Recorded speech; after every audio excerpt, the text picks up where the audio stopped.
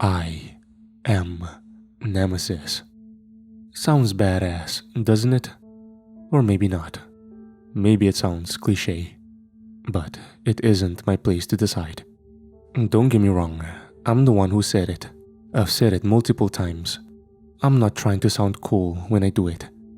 It's just my identity. It's who I became. I was a soldier, then a spy, then a literal herald of death. I was all these things.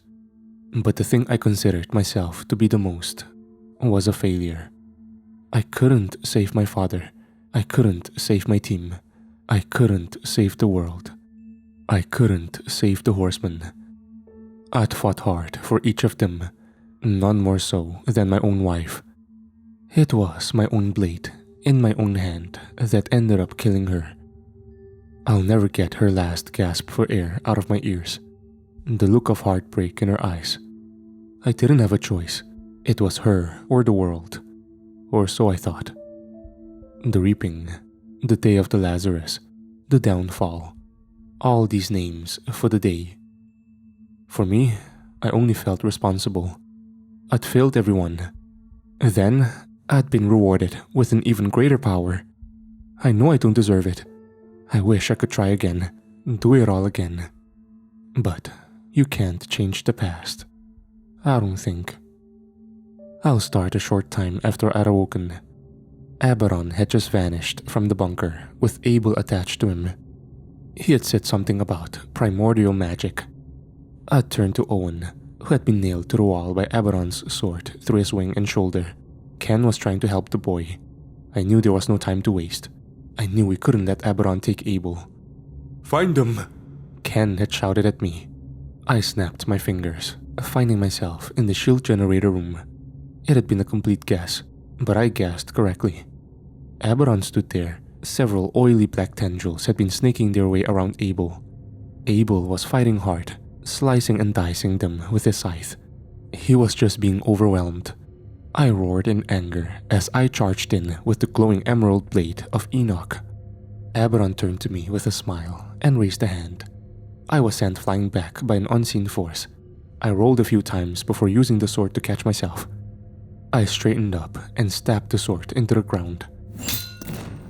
A green energy exploded forward, cutting the tendrils that had been snaking around Abel. Aberon turned to me as he roared in pain, snapping his fingers again. His double-bladed sword appeared in his hand as I went skyward to engage him. He blocked my initial 2 blows, then countered. Even with my massive upgrade in power, he still had not only his powers, but Dagon's as well. I'd slash, he'd block, and then use his telekinesis to send me backward and assault me again.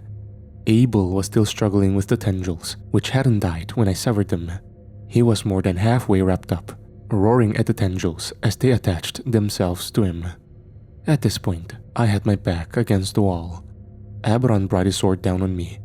I blocked the blade. "You can't beat me, even with that ugly green blade."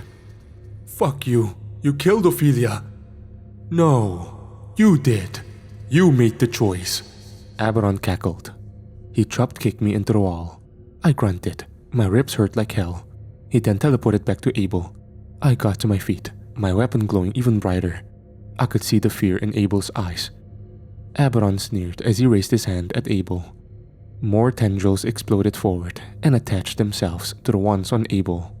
Abel tried to crawl away. I stepped forward, but Aberon raised his other hand. An unseen force shoved me.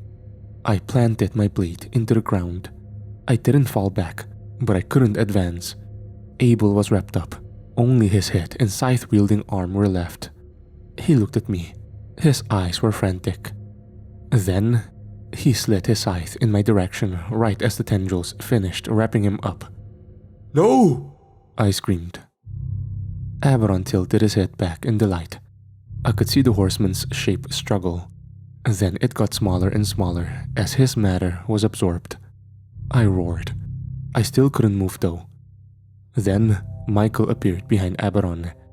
He slashed downward, but Aberon dodged the blow and slashed him across the stomach in one motion. By now, Abel's form had been reduced to a small ball that was only a few inches across. Michael turned with his sword still raised. Then Megan appeared, as did Ken. Aberon looked at the two of them. "I win," he said, before vanishing. The feeling in the air was tense. I approached the scythe and picked it up cautiously. I was struck by a vision when my skin touched it. I was suddenly standing on a beach, a full moon casting overhead, bathing the gently flowing waves as they crashed onto the sand. There, I saw Abel. He sat there. Only, he wasn't wearing his normal suit, or even any armor on. He was dressed in khakis and a collared shirt. His khaki slacks had been rolled up to his ankles. He had his feet in the water, his hands in his pockets. "What is this?" I asked.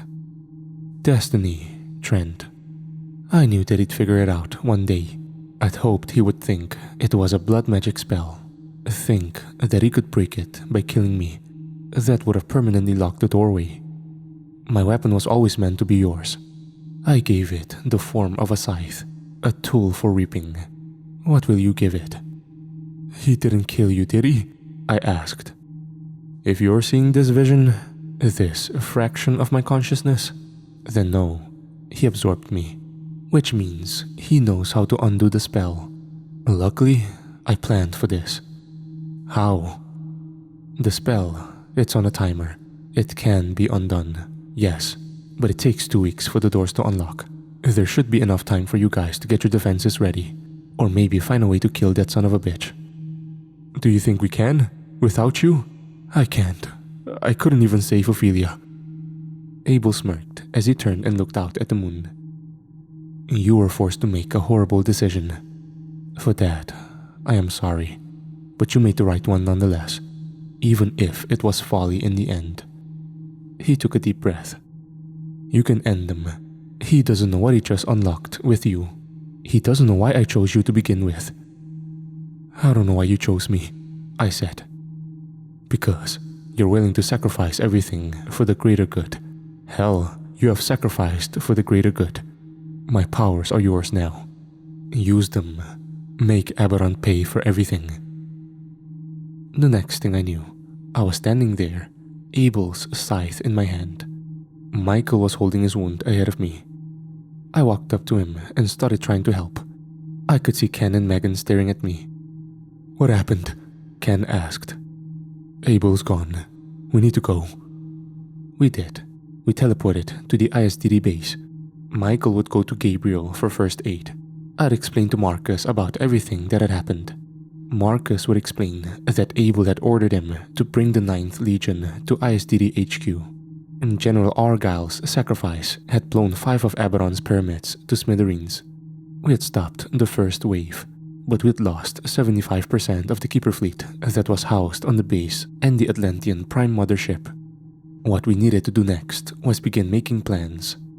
Marcus would take over as the leader of the remaining forces. I didn't object. We would start making plans based on what we knew, which was this: we had 2 weeks to prepare for an invasion from hell. We also knew that at least 12 more pyramids were unaccounted for. Pyramids that had been last seen attacking Earth 0067. We also knew that the Gehennan military was, in basic terms, endless. If a demon was killed, its essence or soul would be transported back to hell, back to Lilith's flesh pits, then given a new body. This is what gave the Gehennans a massive advantage against us. Their military didn't feel fear. They were accustomed to pain. And speaking of Lilith, her soul was undoubtedly in hell and just itching to come back to make us miserable again. Michael and Gabriel would gather heavenly forces. They would focus on keeping the pyramids out of our atmosphere until we could figure out what we were going to do about the incoming invasion. That brings me to the next problem. The Lazarus epidemic was busy consuming the world. Most militaries were in a fucking tizzy. New York City was burning, London, DC, half of China. All of it had become chaotic within the first few hours of the outbreak. We weren't sure if we'd even be able to make contact with anyone that could be of actual help. We were discussing all of this in the command room of the ISDD base when Chat walked in. "The Atlanteans are here. They're not happy." "Yeah, no shit," They had lost a member of their Grand Council when Aberon had disemboweled Odin on the deck of their mothership. Marcus and I would meet them on our beach. They actually brought a significant force with them.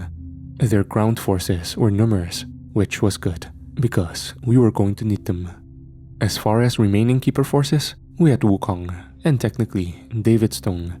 We also had one platoon of exterminators and maybe 15 keeper ships left. The Atlantean Council had also shown up. There was Ra, Kali, Poseidon, and now Thor. Thor was the first to march up to us and begin speaking. "What news have you on Aberon?" he asked bluntly. I shook my head. "We're working on it." I could see him tighten his jaw. "And my son?" "Your son?" I asked with a raised brow. "He means Edwin Thorson, the prisoner David captured during Judgment Day on Earth 0067. "That was your son?" I asked. We actually still had him in custody. David and Wukong had really done a number on him. He was on ice in a cell next to Lucy Morales. Ra approached us and placed a hand on Thor's shoulder. "Thor?" Thor's eyes went to the ground as Ra looked at me. "We've all lost a lot these last few days. We are here because this war has done a number on our fleet. We expect to repay Aberon in kind." I nodded. "Good," I said. We pulled them into the fold. Marcus explained the current situation to them while I went into my on-base house. It was the first time I had been home since before Ophelia and I had been captured. I honestly needed a second. I stood at the front door for a moment before opening it. I could hear Anne and Mike inside, and I could also hear Derek crying. I pushed the door open. Mike was standing in the living room. His eyes grew large as he looked at me. He had his phone to his ear. "Holy shit," he said. I walked in and hugged him. That was when Anne walked in as well. Derek was in her arms. "We weren't sure if they'd get you out," Mike said. "They didn't," I said softly. Anne walked up and hugged me as well, then handed my son to me. He smiled when I took him. I smiled back softly. He had his mother's eyes, which just about brought tears to my own. But although everything felt as if it was on the brink at the moment, that small child gave me peace. "Hey, buddy," I said softly. He grabbed at one of my fingers and held it for a moment. I turned back to Mike. "Who are you on the phone with?" I asked. "Harper. Evidently, Alan Jones is coming this way with General Elliot and the Green Knights."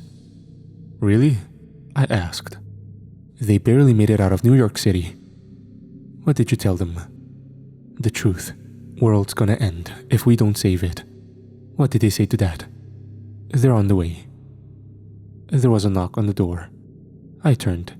This time, Ken was standing at the open doorway with Megan. "Marcus wants everyone at the airstrip," Ken said. I nodded, then turned back to Anne and Mike.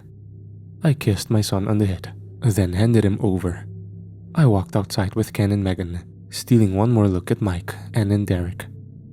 Megan snapped her fingers.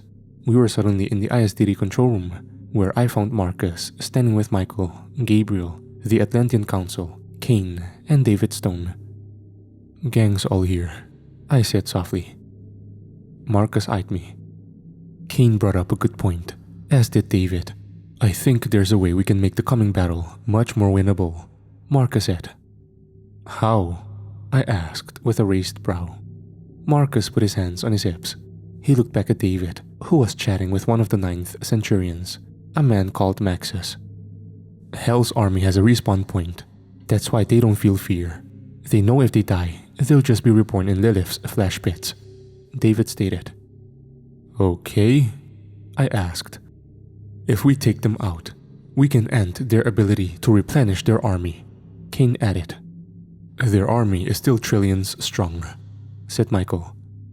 "Well, that leads me to my next idea," said Marcus. "And that's what?" "The Hellion Rebellion," David added. "The what now?" asked Ken. Again, David had told us the stories of his time in Hell, about the rebellion and Azazel. At this point in time, I thought the rebellion had been crushed, other than those who had escaped. I'd known that several princes of Hell had been involved, and that's before Aberon had crushed it. It had almost been turned into a full-blown civil war.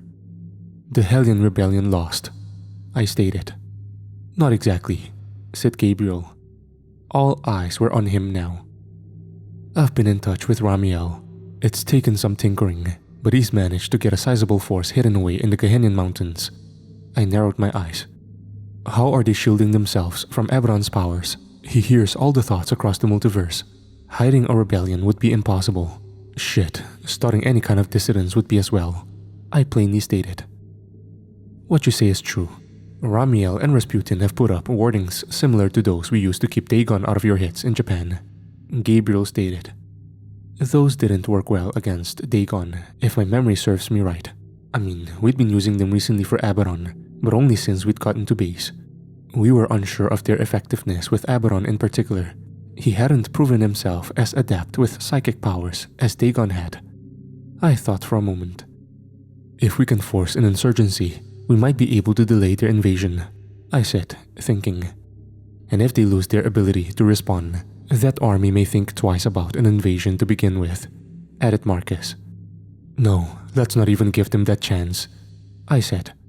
All eyes were on me now. I could see the looks of everyone in the room, their faces mired with trepidation. They kick-started the apocalypse in our world. Let's do the same to them. Let's bring the fight to hell. The room was silent for a few moments. Michael and Gabriel were making calculations in their heads. We will need to destroy the flash pits first, Gabriel said. That was one thing the whole room seemed to agree upon. We made our plans from there. I volunteered to lead a small team to try and go after the flash pits. We didn't want to teleport an entire army in and tip our hand too early. The idea was to send a small squad to link up with the Hellion Rebellion to take out the flash pits, which was easier said than done. The flash pits were hundreds of thousands of miles across. They were powered by black magic, so a neutron bomb would only work temporarily, as the pits could regenerate. This leads us to another weapon we had in our possession, the Philosopher's Stone. Pure, raw magical power, particularly in Kane's hands, which meant Kane would be joining me on my trip into the Inferno. Not that he seemed to mind. The other members of my team included Megan, Ken, Chat, Grace, David Stone, Anna Tepes, Wukong, Loxley, and Owen Knight, all of whom volunteered. Personally, I wanted Owen and Grace to stay put, but we needed Owen as a powerhouse, and as Lucifer's chosen heir, we figured we could also use him to rile up more support for the rebellion if worse came to worse. While we were in Gehenna, Marcus would lead the 9th Legion and the Atlantean forces into the valley where the Gehenna monolith was situated. Heaven's forces would join them after they had finished tracking down the pyramids. Once we destroyed the flash pits, our job would shift into harassing Abaddon's forces as they prepared for invasion. However, we were relatively sure that our attack on the flash pits would more than likely draw heavy attention from their military to begin with. So in order to accomplish this, we would have the rebels hit several military outposts on the 2nd level. That was something we would worry about once we were down there.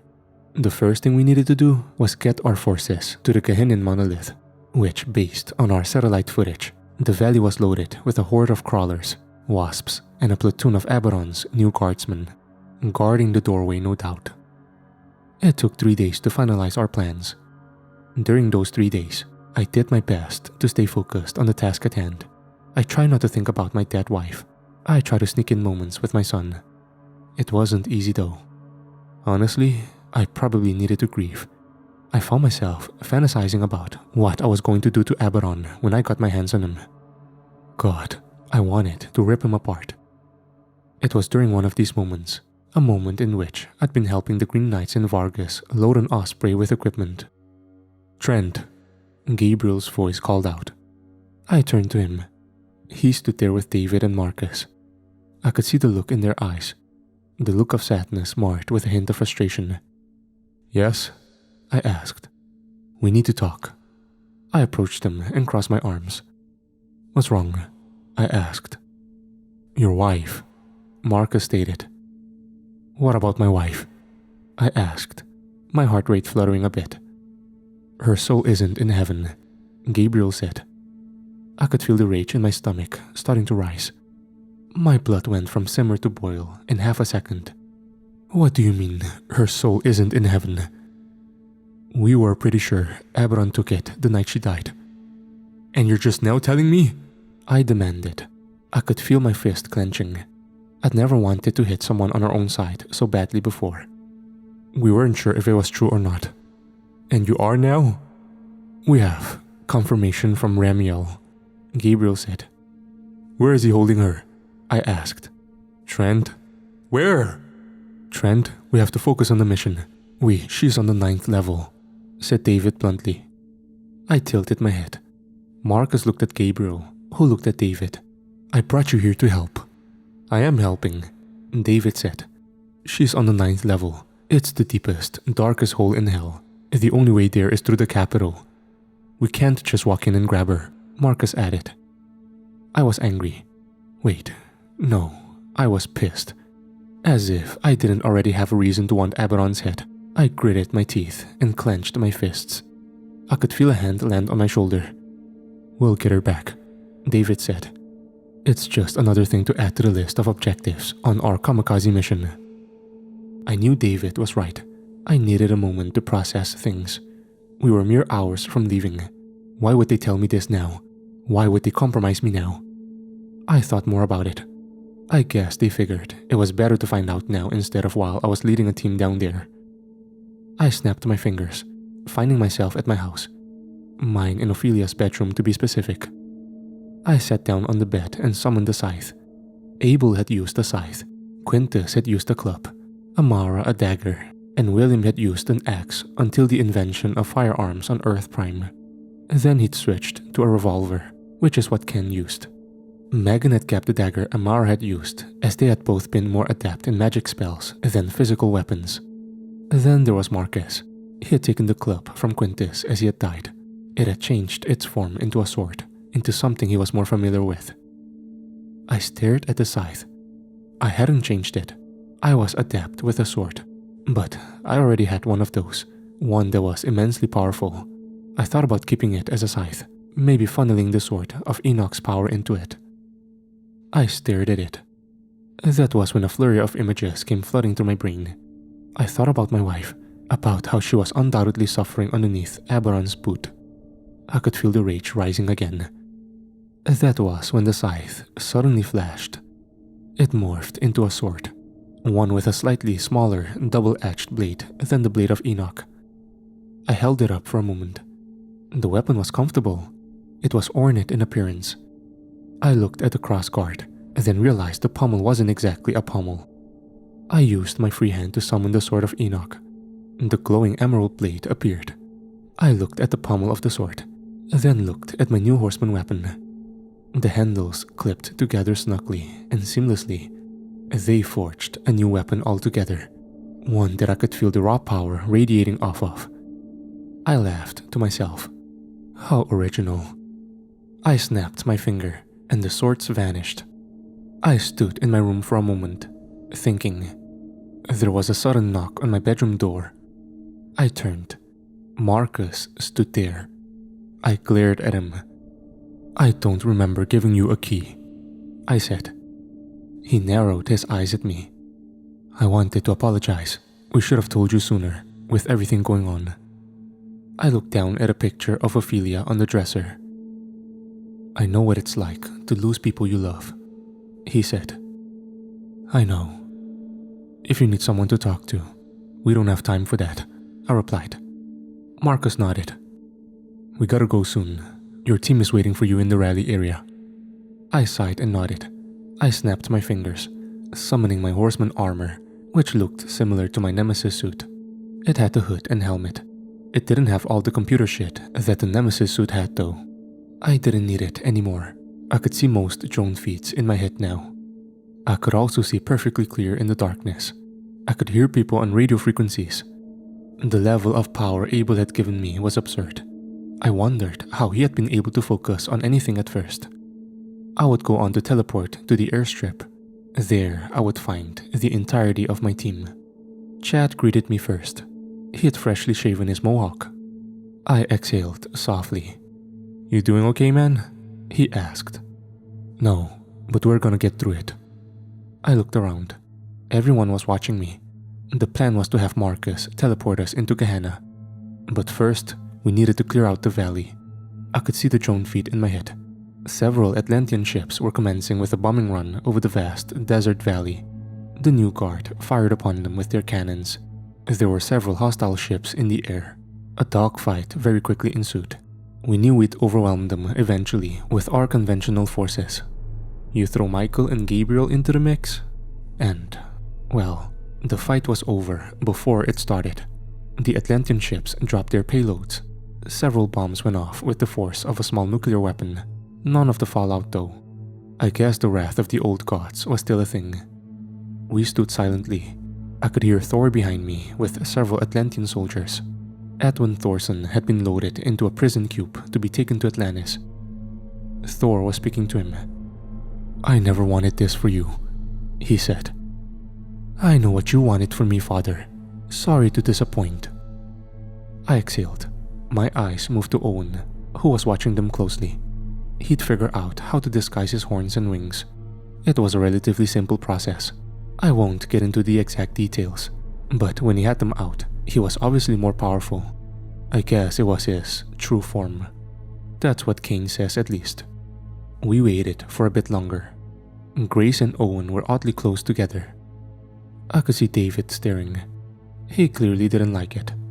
I mean, I get it. That was his baby girl. Owyn was supposed to be the Antichrist.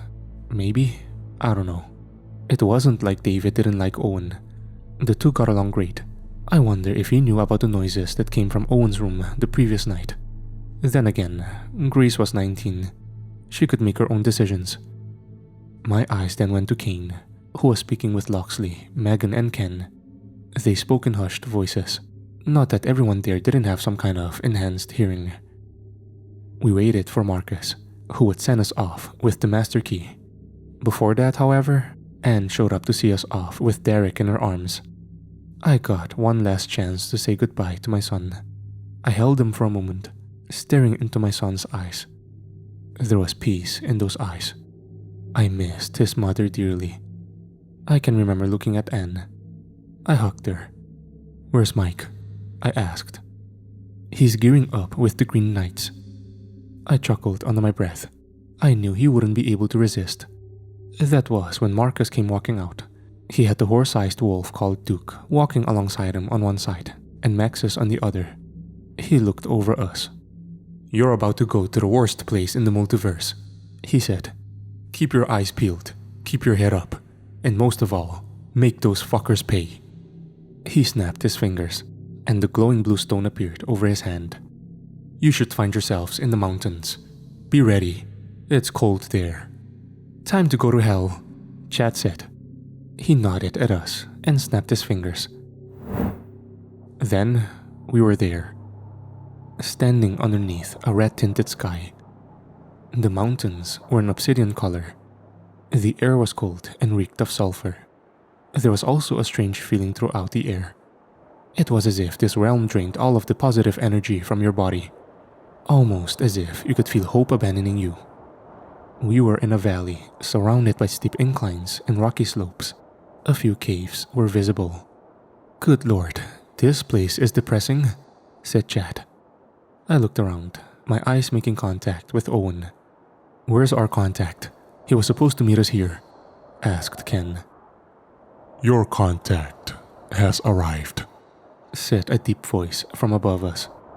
I turned quickly, my sword out, the top plate glowing emerald. Ken raised his revolver. At the top of one of the rocky inclines stood a man in a full tux. He had a head full of dark, shaggy hair and two beady inky black eyes. "Ramiel?" asked David as he stepped ahead of us. It was then that we realized we were surrounded by dozens, if not hundreds of souls that looked exhausted. Ramiel snapped his fingers. He was suddenly standing in front of David. David. They still tell stories of your escape down here. They say our king is displeased with you. He's even built a cell specifically for you on the 9th level. And you," his eyes caught Owyn, "the true heir to the Gehennan throne. You better hope Lilith doesn't find out you're here."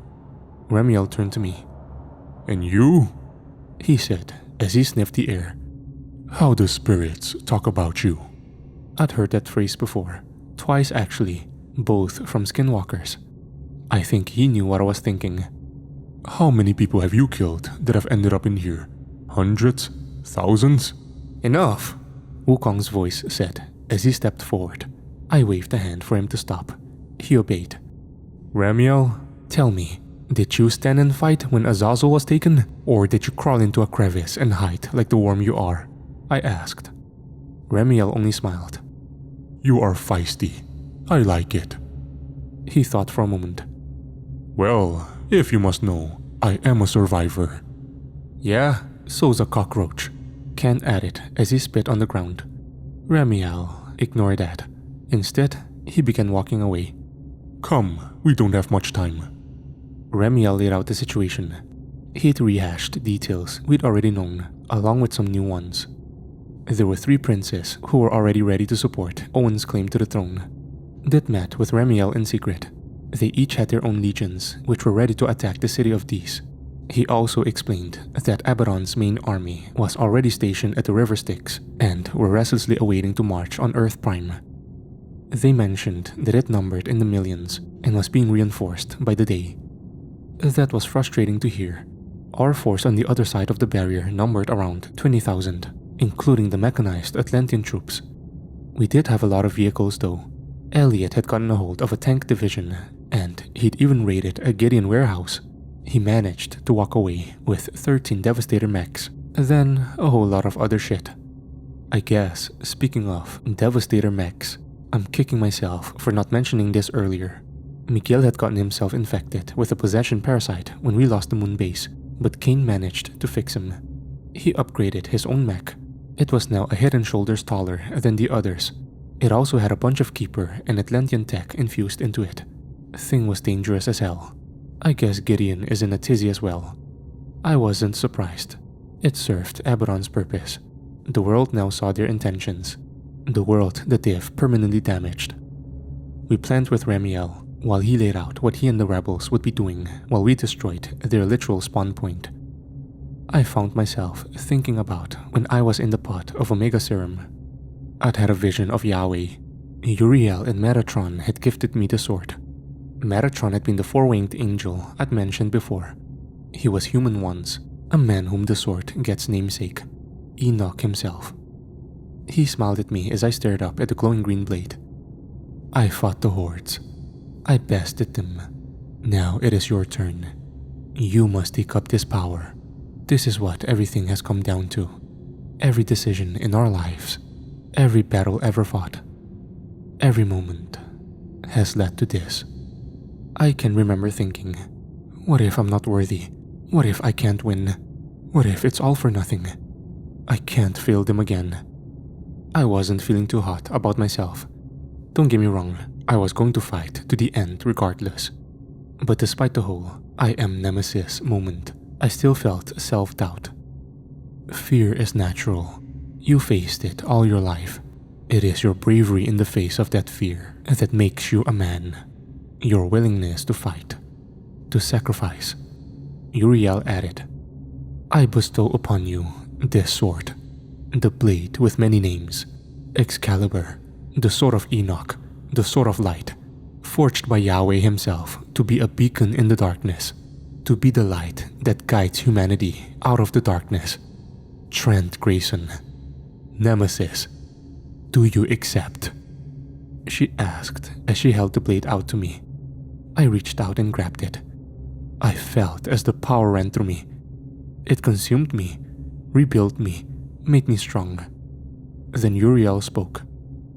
"Go forth and claim your destiny." I was pulled out of my memory by Wukong's voice. "Grayson?" he asked. I raised a brow. Ramiel had been speaking about 2 of the outposts on the 2nd level.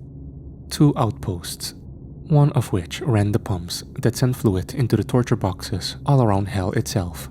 The other, that was where the bodies were sent for processing. None of the bodies were conscious until they were sent to their respective cells and assigned a function. So says David. Ramiel wanted to hit the pumps, forced Gehenna to halt their torture process across the entire dimension, as without the fluid, they would heal way slower. It was smart, smarter than I thought the coward was capable of, until he revealed that this actually wasn't his idea. He had an insight man, one whom worked level 2, a prince no less, Asmodeus. Apparently, Lilith had taken dominion over the entire level once she returned, rather than ruling with her son in these. But as soon as she had arrived, the flesh pits had gone into overdrive. Asmodeus had been feeding Remiel information for weeks. They figured the attacks on the pumps would draw the denizen army on level 2. Then, while the fireworks were going off, we could take out the pits ourselves. I remember the feeling I'd gotten when seeing the flesh pits for the first time. My team sat on a ridge overlooking a loosely guarded area. It was a vast ocean of flesh covered in a translucent liquid. It writhed and wriggled like it was alive. It very well may have been. It smelled of sulfur. We watched 2 demon guards as they stood at the edge. The demons had white skin and silver hair. They looked almost skeletal in appearance. I mean that in the sense that they were skinny, like someone draped skin over a very tall skeleton.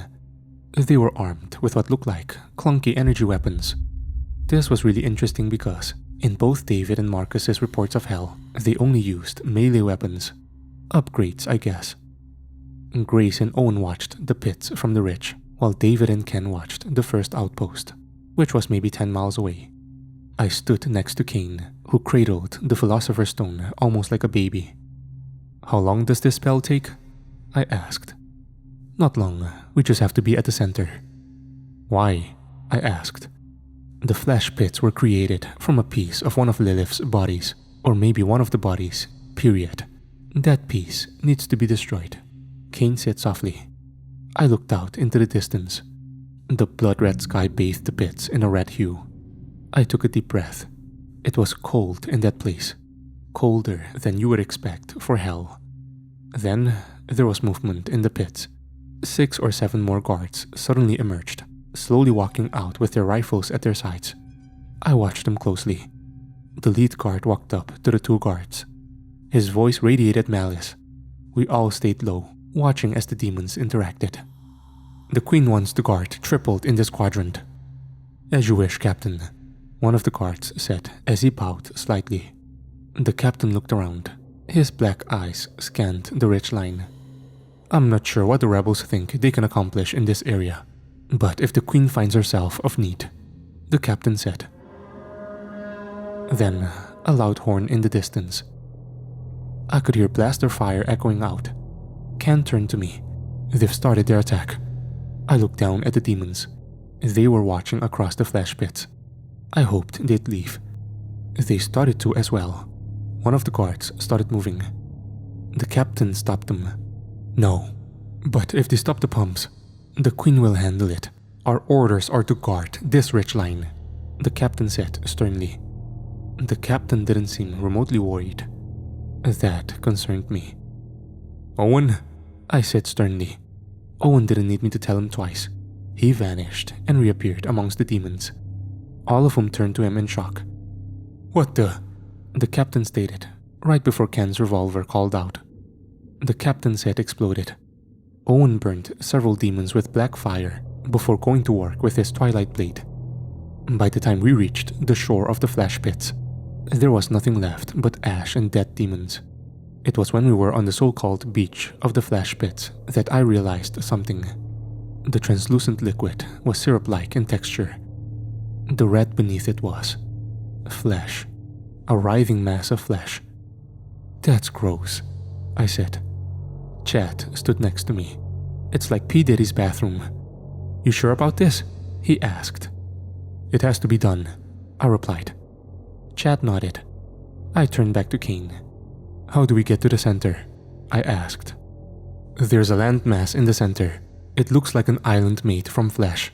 There's a temple there, a temple to where the flesh pits were created. That is where we must go," Cain said softly. I took a deep breath. I looked around at my team again. Everyone nodded.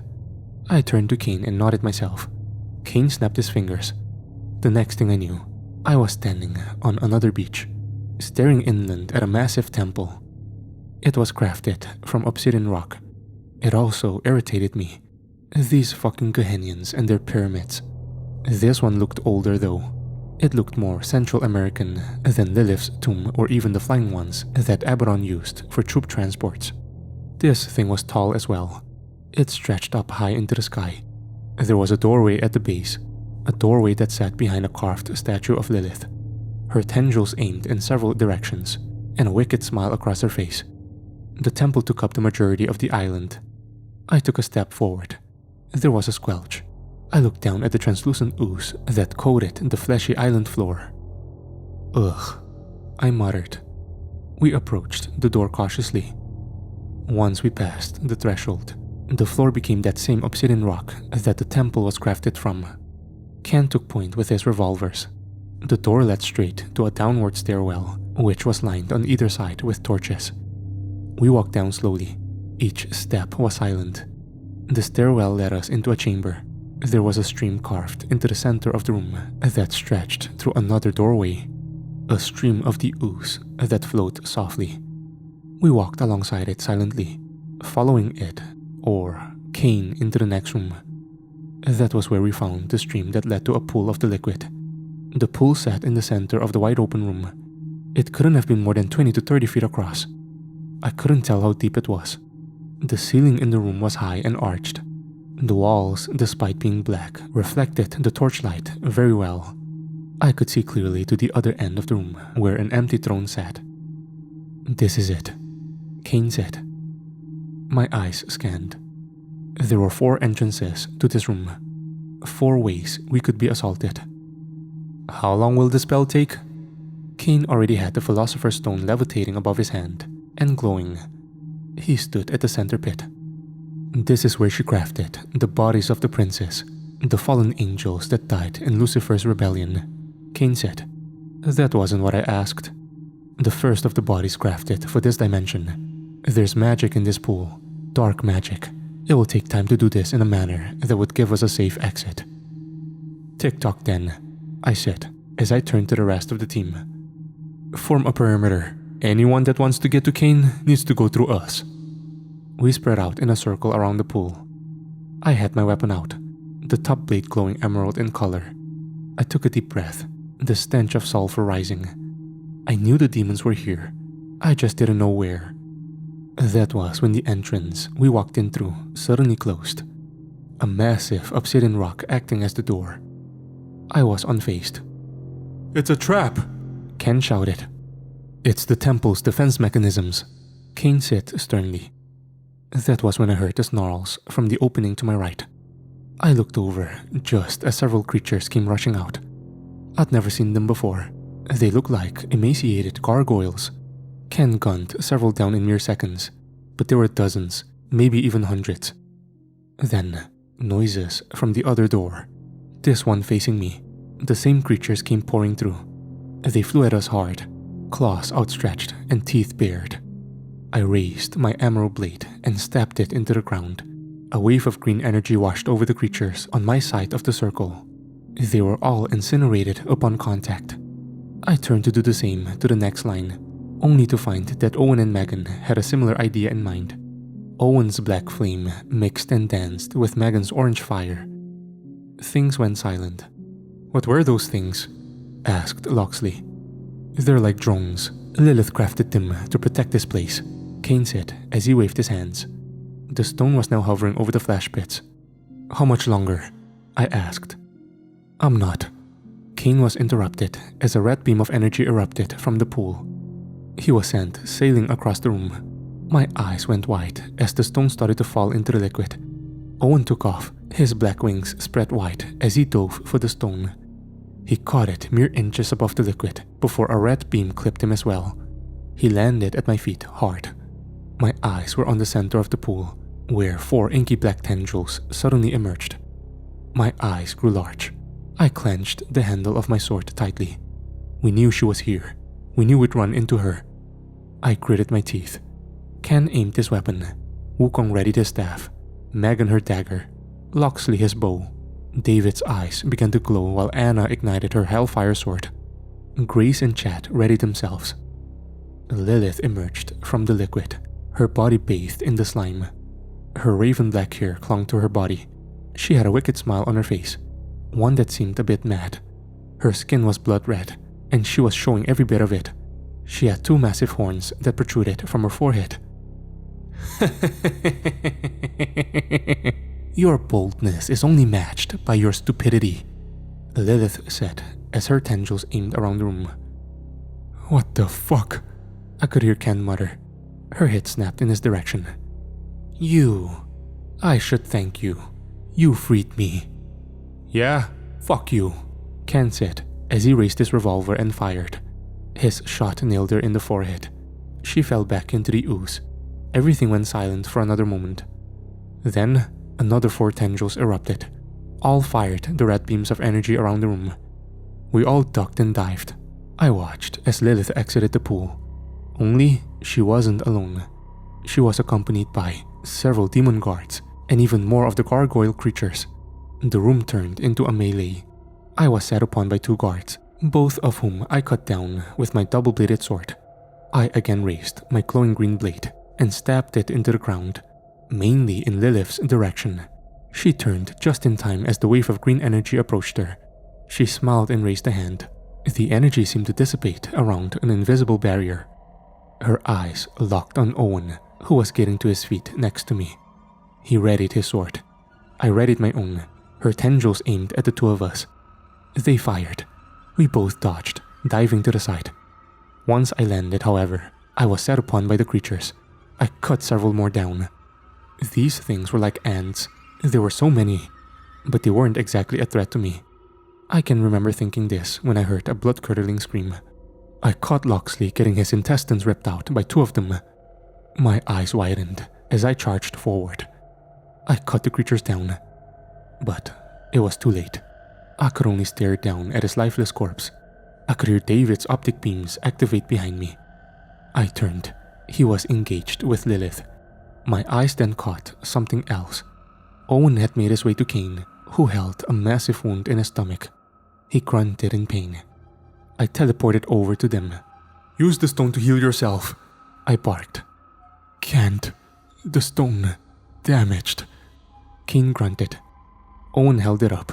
The stone had cracks all around it. Can we still do the spell? Can we still destroy this place? I demanded. Not with the spell, but there is something we can do. The stone. Fuck, this hurts. The stone is an energy source. If we destroy it, the blast will level the flesh pit, probably a good chunk of the 2nd level as well. I looked up at Lilith, who was engaged with Megan and David now. I could see Anna trying to cut down several Gehennan guardsmen as she fought her way toward them. She fought with tenacity. Her strikes were precise. Then came the gargoyle from above. I could feel my heart enter my throat. It pounced on her. Its claws ripped into her shoulders. The momentary distraction was all it took. A Gehennan spear found her chest. Mom! I could hear Grace scream across the room. I looked at Grace now. She had her axe buried in someone's chest. A gargoyle swooped down and clawed her back. She fell forward. Shit! Owyn barked as he teleported over to her. He cut down several of the gargoyles that were around she and Chad. I looked back at Cain. How do we destroy it? I asked. He looked past me at David, who had pummeled Lilith's current body's head into a pulp. I could hear the bang of Ken's guns. Wukong smashed someone's head in with his staff. His optic beams should do the trick, but... Cain winced again. He wouldn't be able to outrun the blast. I could hear David's anguished cries behind me as he cradled his dead wife's body. Owyn held Grace as she tried to run to it. Shit! I barked. Things had become calm. We'd killed all of our attackers. For now, at least. We knew we wouldn't have long until Lilith came back in another body with even more creatures. I ran over to David. David, I started. He looked up at me, his eyes red. I looked at Grace. Owyn was holding her very closely. She's dead, David groaned. I knelt down next to them. Wukong was standing with us. David, we can't finish the spell. We have to destroy the stone. David wiped the tears from his eyes. He had a resolute look in his eyes. I heard him. You tell them. You tell heaven to make sure our souls don't stay down here. You fucking hear me? What? I heard Grace say. David gently put his wife's body down as he got to his feet. He approached Grace and Owyn. Grace pushed her way away from Owyn. No, no, no, no, no, not again, she whimpered. David pulled her in and hugged her tightly. I love you, baby girl, he whispered as his eyes met Owyn's. Get her to the ridge, he said. Owyn nodded. No, no, Grace cried as Owyn grabbed her and vanished. I looked at David. He walked back over to Anna's body and shut her eyes. He turned to Wukong. I guess this is the end of the line, he said. Wukong smirked. That was when a third of Lilith's bodies erupted from the pool. Shit, I barked. I'm going to rip you apart, she bellowed as her tendrils fired their red beams at us. David was upon her in a moment, dodging the beams and firing his optic beams into her chest. She was sent sailing out of the pool and onto the floor. David landed on top of her, delivering 2 brutal blows into her chest and head. She replied to this by swatting him with her tendrils. He flew off of her. She got to her feet, her smile even crazier than before. I teleported behind her, my sword raised. She spun and took a step backward, her tendril poised to strike. I slashed. Her slimy black tendril hit the floor with a wet thunk sound. She hissed in pain as the other 3 aimed at me and fired. I teleported out of the way. The blasts carved a hole in the wall behind me. A loud gunshot went off. Another of her tendrils exploded. She hissed again. Then, an unseen force drove her backward, right into the arms of David. He wrapped her up in a bear hug, one that contained her remaining tendrils, his optic beams powering up. Wait! Cain called out as Wukong got him to his feet. Lilith struggled against David's iron grip. If we kill her, she'll only come back, Cain said as he limped over. Then what? Asked David. Then what, huh, Cain? Lilith echoed. Cain turned to me. Enoch trapped her in her human body once. Can you do the same? He asked. I walked up to her and raised my hand to place it on her head. She snapped at me with her sharpened teeth, only to be clocked in the face by Ken's revolver. My hand landed on her scalp. I'll be honest, I wasn't 100% sure what I was doing. I could feel the sword's power emanating throughout my body. I thought hard for a moment, looking within myself for the answer. And then, a bright flash of green. I could hear Lilith screech loudly as a massive amount of energy left my open hand. I took a step backward, almost stumbling. Megan caught me. My eyes went to Lilith. She was breathing heavily, almost in a panic mode. Now what? You can't kill me, she bellowed. Cain laughed. No, but I can send you to be with your black god. I could see the look of fear flash across her face before Cain snapped his fingers, the stone glowing faintly. Lilith suddenly vanished. Cain fell to his hands and knees. I could tell that he was hurt. I helped him to his feet. Enough energy to send her to the outside, but not to heal yourself? I asked.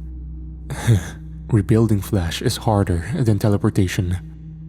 He had me lower him down at the edge of the pool. David, I need you to blast this stone with all of your power. It should. He grunted in pain. It should work. Okay, David said, as he took a breath and powered his optic beams up. Get out of here, all of you, David said. I can't. The stone needs to stay activated, said Cain. We all understood. Then came another screech. I turned just as Megan threw up an invisible barrier to one of the entrances, right when another horde of gargoyles hit it. Wukong pulled several hairs out and tossed them around himself. There was a flash. We were suddenly standing amongst several Wukongs. My copies will hold them off. Get your team out of here, he stated. You better go with them, David barked at his friend. The Wukongs readied themselves for battle. I looked at David, who nodded at me. I snapped my fingers. The remaining members of my team were suddenly on the ridge with Owyn and Grace. Grace was a mess. Owyn held her closely. I looked back out over the flash pits, then at the main Wukong, who sat down. He took a deep breath. "We can't stay here," I said. "I know." I could see in the distance as the fireball went up. It was bright red and coming at us fast. I sighed as I snapped my fingers. My whole team suddenly found ourselves in the mountains of hell. The toll in that fight had been heavy, but we'd accomplished the mission. The air on the mountains was cold. I wondered if Remiel and his rebels had made it out. We were in their headquarters, which was completely empty. Or it appeared empty. The torn and tattered tents bobbed slightly with the wind. Chad sat next to Wukong, who I could tell was troubled by David's death. Grace was worse. Owyn held her closely. I looked at Ken and Megan. Ken looked around the camp, taking a knee as he did so. "Can you smell it?" he asked. I took a whiff of the air. The whole dimension reeked of sulfur. But here, it was pungent. I also noticed that a thick fog was rolling in from high in the mountain, and it was coming in fast. I narrowed my eyes. "The fuck is going on?" I asked in a half-whisper. The fog moved like a wave. It had reached the valley and was heading straight towards us. "Megan!" I called out. Megan raised her hands and pushed forward. The fog was suddenly blown backward. I really wish that we hadn't done that, as it revealed a massive force of pike-wielding demons, with a rat-winged demon in the front that was leading them. Several horns bellowed as fog all around us suddenly dissipated. I turned, and there were more demons on the mountainside behind us. Then several in the camp. We'd walked into a trap. "Horsemen, I am Asmodeus," the rat-winged demon bellowed as he stepped forward. Why did that name seem familiar? "I have you and your team surrounded. Surrender to me, or I will destroy you." I narrowed my eyes as I looked at Megan. I looked back at the demon, who was walking down the mountain with a massive smile on his face. "Aren't you supposed to be an ally?" I asked. Asmodeus put his hands out wide. "Ah, I and 2 of my brothers. They were to attack these. The attack failed. Aberon crushed them before they made it into the city. Now, it's only a matter of time before he comes down on me. So, if I hand you over, that could put me on better terms with the king. You let us go, and you'll be on good terms with the true king," I said without thinking. Asmodeus looked past me at Owyn. "Ah, the boy. Look, you can choose to help us, or you can choose to attack. Either way, you won't capture us," Ken added. Asmodeus smirked as he considered this for a moment. That was when someone approached him from behind. "Sir?" the voice called out. A smaller demon approached from behind and whispered something into Asmodeus's ear. Asmodeus raised his eyebrows. "Are you sure?" he asked. The demon nodded. Asmodeus turned and looked at us. "It seems your attack destroyed the flash pits. The king is very upset." I shrugged. He sighed. Things went quiet as he thought for a moment. "Now, your lives are worth more. Seize them." I snapped my fingers. Only, we didn't go anywhere. My eyes widened. "Did you really think I wouldn't ward this camp?" Asmodeus asked. We were in it now. We all took up defensive positions. The army marched down toward us. I had to think quickly. I raised my sword and stabbed the ground again. The ground shook hard, then it suddenly split in front of me. A chasm opened up as the mountain split in half down the middle. Asmodeus's force ahead of us fell in. Asmodeus had the presence of mind to flap his wings and go skyward. He glared down at me. The forces behind us charged. I wheeled around with my blade. "Stop!" Asmodeus called out.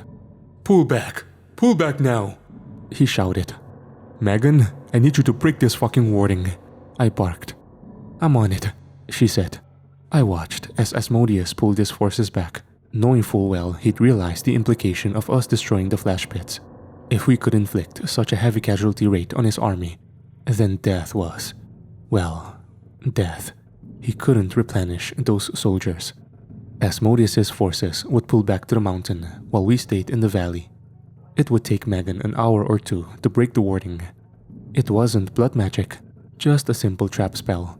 We were about to teleport away when we heard the buzzing. I looked up just in time to see it, the black pyramid coming into view as it crested over the mountains. The mass of hawk wasps flooding through. Asmodeus must have sent word to Aberon. I snapped my fingers. We all vanished. I wasn't sure where we were going. We found ourselves on a beach. Blood-red water crashed onto charcoal black sand. We'd arrived on the river Styx. I'd read reports of this place. The term river didn't do it justice. The place was a perpetual ocean. It stretched on for miles and miles. Then, I also realized something. Marcus had said the water on the river Styx was usually still. Why were there waves? My eyes scanned out in the distance. Or, more aptly, about 60 yards to our left, where several dozen demons marched out of the water in formation. I exhaled softly. Aberon's main army was on the beach. Trent? Ken's voice asked softly. I turned. We'd made an awful mistake. We teleported right next to Aberon's camp. There were several demonic guards with energy weapons aimed directly at us. I swallowed hard. Aberon stepped out behind them. His lips curled into a smile. I could see the monolith, the portal to Earth, maybe 500 yards away. There were several demon armies all lined up in formation, ready to march upon my world. I could see massive locusts buzzing throughout the skies. Locusts and what looked like dragons. I could hear splashing in the water behind me. I turned to get a peek. Several serpents, the size of large trains, slithered through the water. My eyes went back to Aberon as he approached, his soldiers with their weapons aimed at us. A familiar tall white-headed demon walked next to him. One I recognized. Victor Marks. Megan, is this place warded? Yep. That meant we couldn't leave the beach. If we teleported, we'd end up somewhere else on the beach. This wasn't a fight that I was sure we could win. I readied my sword.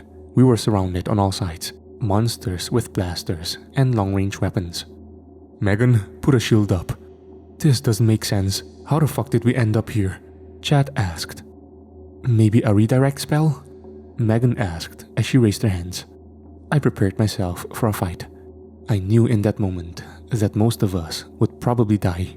I thought of my wife. I hadn't even gotten the chance to go save her. Aberon approached us cautiously. Well. If it isn't the new death, Aberon said. I could see the blackness in his eyes shifting. Victor stood next to him. Aberon poked the shield with his index finger. How long do you think this'll hold up? He asked. I walked straight up to him, our faces separated only by the shield. What did you do to my wife? I demanded. Aberon looked at Victor. Victor shrugged. She's on the 9th level, in a torture box, one meant for David. But don't worry yourself, Trent. I haven't activated it. Yet. It was then I noticed a man in crude black armor getting off of a lizard-like creature behind him. The man pulled his helmet off. I recognized him. It was Stapleton. Stapleton, but with silver hair and sharpened teeth. David Stone had mentioned in his report that there had been a Black Knight amongst Gehennan forces, but that had been before Stapleton had died. Stapleton walked up to the shield, a serious look in his eyes. He looked me up and down. So, he chose you to be his replacement. Fitting, you're both arrogant. I'm gonna shoot you in the face again, I said calmly. Stapleton opened his mouth to speak, but Aberon waved a hand for Stapleton to shut it. Stapleton did as bid. Look at us. It's getting closer to the end, Trent. Can you feel it? He lifted a hand, and a cascade of slimy black tendrils came forth and began to snake their way around the barrier Megan had up. It almost looked like vines growing across a snow globe. I could hear Megan grunt. "I don't know how long I can hold this," she growled. I looked at Aberon. I knew we needed to buy time somehow. I guess I wasn't the only one who realized it, because a voice called out to my left. "I challenge you for the throne." Aberon's eyes widened as a smile grew across his face. I turned to Owyn. He stood next to me at the barrier. "Say that again, runt," Aberon sneered. "I, Owyn Knight, son of Lucifer, the true king of Gehenna, the true king's chosen heir, I challenge you, the usurper, in ritual combat for the throne."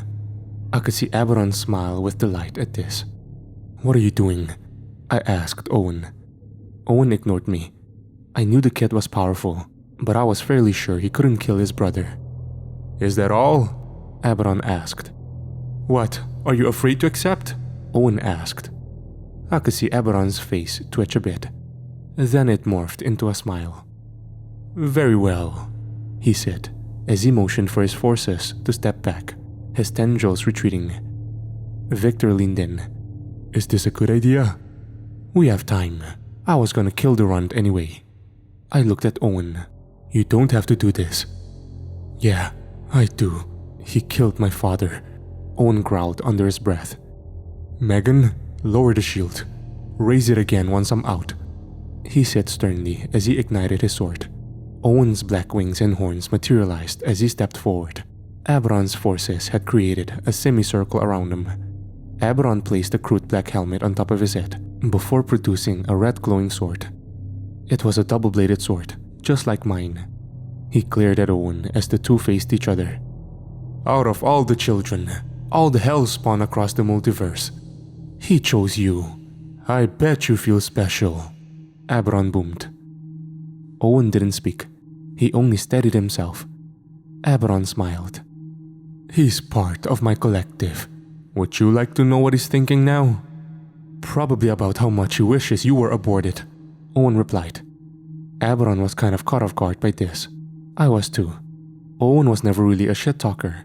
Wonder where he picked that up from. Now, Aberon replied. "There's no need for insults. Just shut up and fight me," Owyn growled. Aberon made the first move, stepping forward and thrusting his blade. Owyn parried and slashed, but he only cut the icy air as Aberon teleported out of the way and next to him, bringing his own blade down in a quick stabbing motion.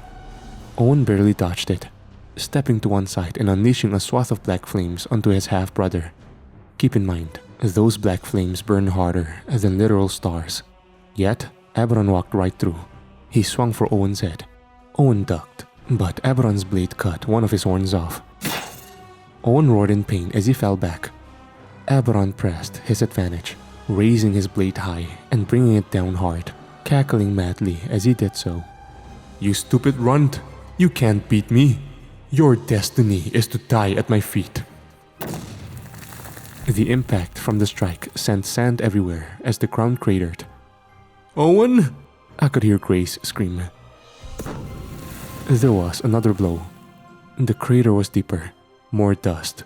I couldn't see Owyn. I had my sword in my hand and glowing already. "Megan!" I barked. Then came the scream. A tornado of black flame sent Aberon flying back and across the black sandy beach head. I could see him stop himself. I could also see the dust clearing ahead of us. Owyn stood there, both his arms and wings burning with black flames. His eyes were inky black. He roared as he zipped across the beachhead at Aberon. I could see Aberon look quizzically for a moment, before Owyn was upon him. Owyn slashed his blade. Aberon teleported out of the way, then reappeared a few yards behind. His free hand outstretched, and a mass of tendrils coming forth. "Maybe we can give everyone what they want. Let me reunite you with your father," Aberon sneered. Owyn raised his own hand. Another fiery tornado shot out and consumed the tendrils. Aberon winced at this. Then Owyn vanished. He reappeared behind Aberon and slashed. Only, he cut through a mirage. Aberon appeared a few paces ahead of him. "Every trick you know, our father taught me first." Aberon growled as several more tendrils exited his hand and wetly plopped onto the ground.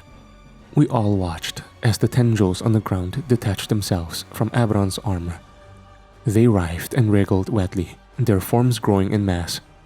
Then, they grew 2 wings, then 2 arms, then 2 legs. We suddenly found ourselves staring at a naked second Aberon that was standing next to the first one. Both of them smiled at Owyn. "Allow me to show you something he couldn't teach," they said in unison. The 2 Aberons attacked simultaneously. Owyn dodged the sword strike from the main one by ducking, only to be drop-kicked in the back by the second. Owyn went face first in the dirt. He rolled quickly, narrowly avoiding the blade coming his way, then thrusting his own at the armored Aberon. He vanished. This, however, gave the naked one an opening. He kicked Owyn in the ribs, sending his body flying back into the Gehennian lines. Owyn rolled a few times, the real Aberon appearing a few paces ahead of him, walking slowly as Owyn got to his feet. "Poor little runt," Aberon mocked. "Raised to be an heir, but not to be a king. Bred to be a killer, but never given the killer instinct. Owyn Knight, you are mine now." Owyn let out a battle cry as he thrusted his sword, but Aberon's copy appeared in front of it. The blade went right through the foe Aberon. Owyn tried to pull it out, but it was stuck. He couldn't move. He couldn't budge it. The naked Aberon suddenly morphed into a mass of tendrils that began snaking their way around Owyn's wrists. I could see the fear in his eyes. Grace wailed next to me. "You have to do something," I barked. Megan nodded and lowered the shield. I stepped out with my sword. Aberon's tendrils wrapped their way up Owyn's arms. I roared as I lifted my sword up high. I was about to bring it back down when something appeared in front of me. Victor got a cheap shot into my chest. It knocked me off balance. I stumbled back a step or two, facing the angelic general down. There was a crack. Ken's revolver, no doubt. But Victor vanished before the bullet could hit. Thinking quickly, my eyes went back to Owyn. There were tendrils around his chest now. They were wrapping up his body fast. I raised the blade again. Ken and Megan were engaging demons around me. Wukong was frantically creating copies of himself to protect Grace and Chat. Red energy beams flew all around me. I brought the blade down hard. A series of massive spikes shot out of the ground in the direction of our enemy, skewering several demons, as well as giving us, or my team, a small perimeter. I teleported to Aberon, swiping my burning green blade at his head.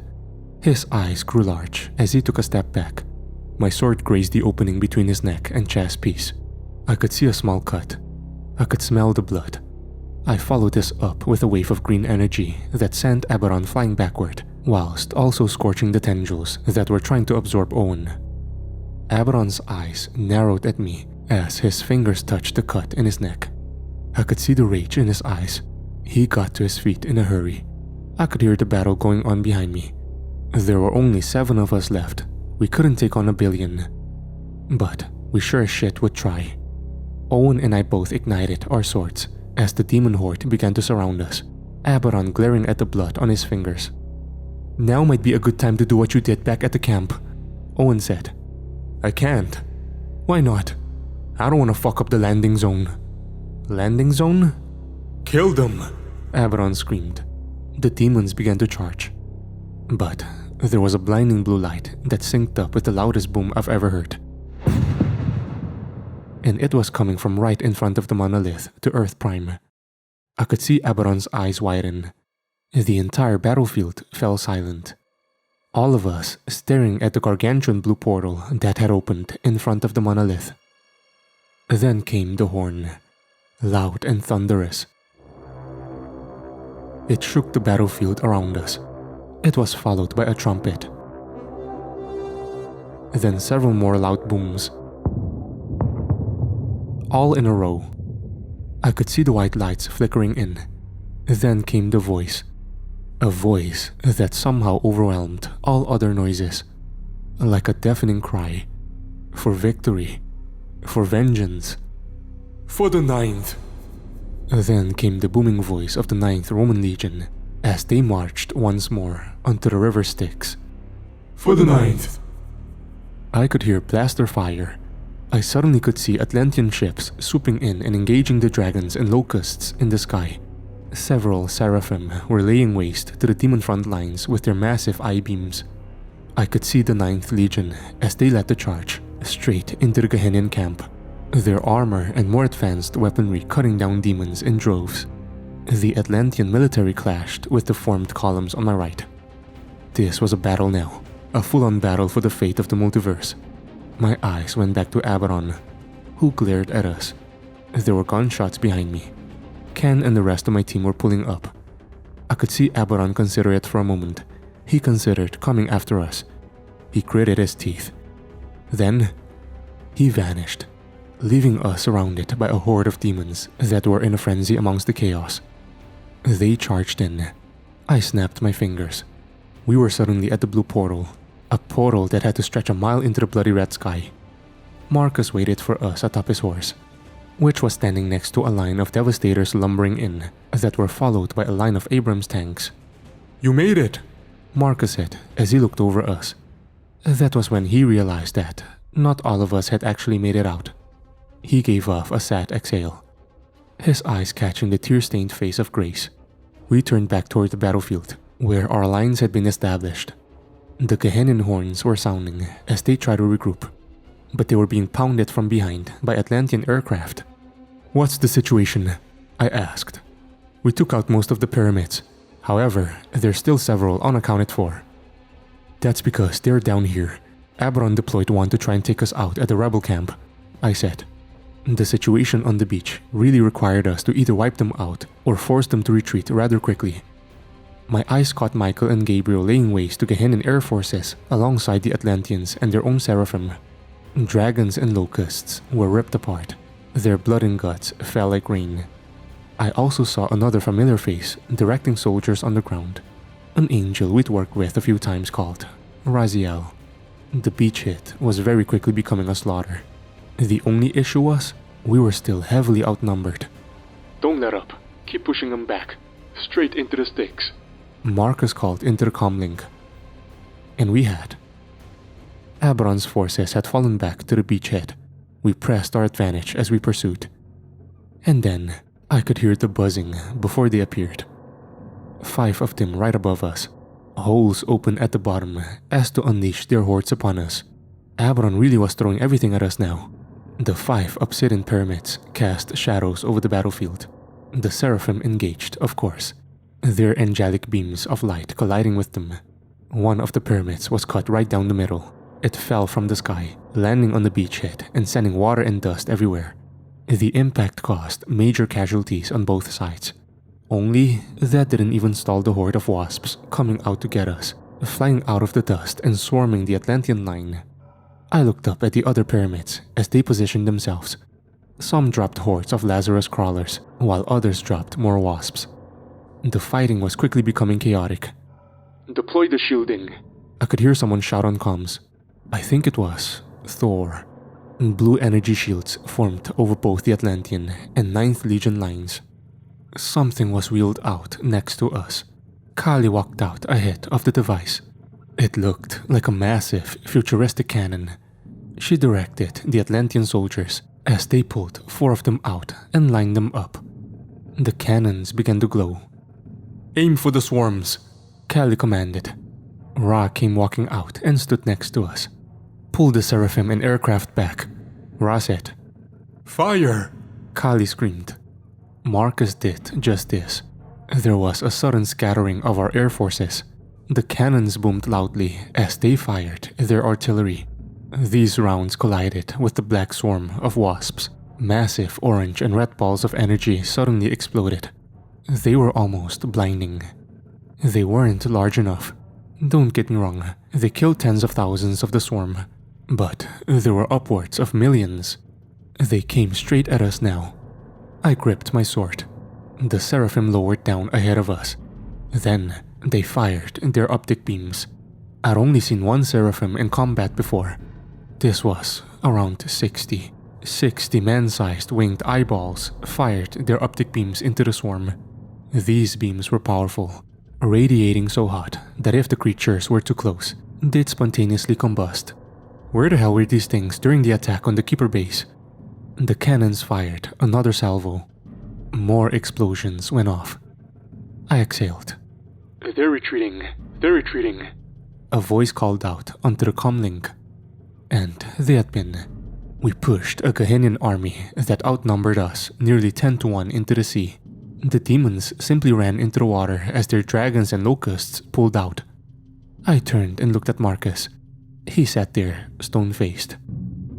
No, they're just regrouping, he said as he looked at Ra and Kali. Form up a defensive line. His finger went to his ear.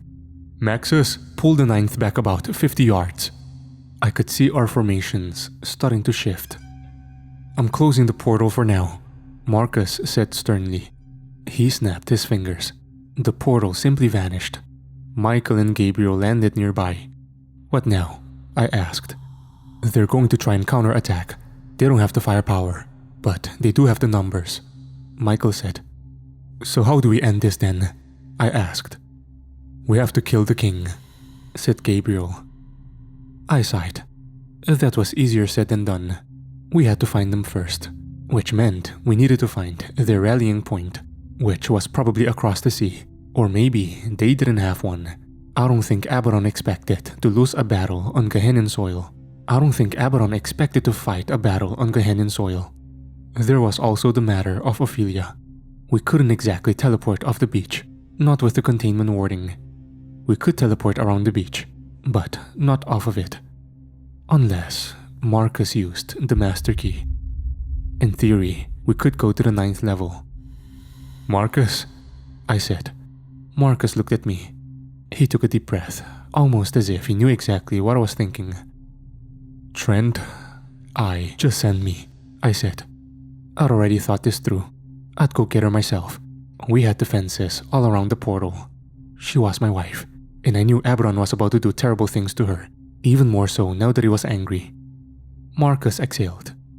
We need everyone to kill Abaddon. We need to find them first. I'm only asking to go and get my wife. To go and... Sir! One of the legionnaires shouted.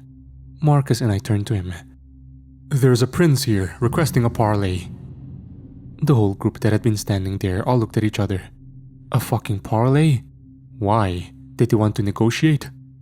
We walked across the beach where we found a squad of legionnaires with plasma rifles aimed at a red-skinned demon.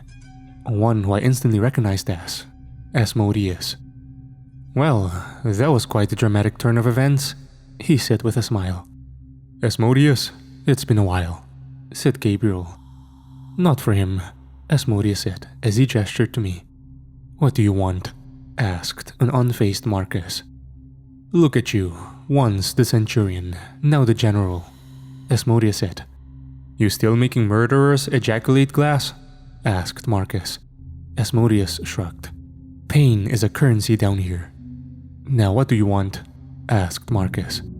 Well, I want to help you. You told that to Ramiel too. Now the rebellion is gone, I said. That was technically your doing when you destroyed the flash pits. And of the other 2 princes you betrayed? I asked. Unimportant in the grand scheme of things.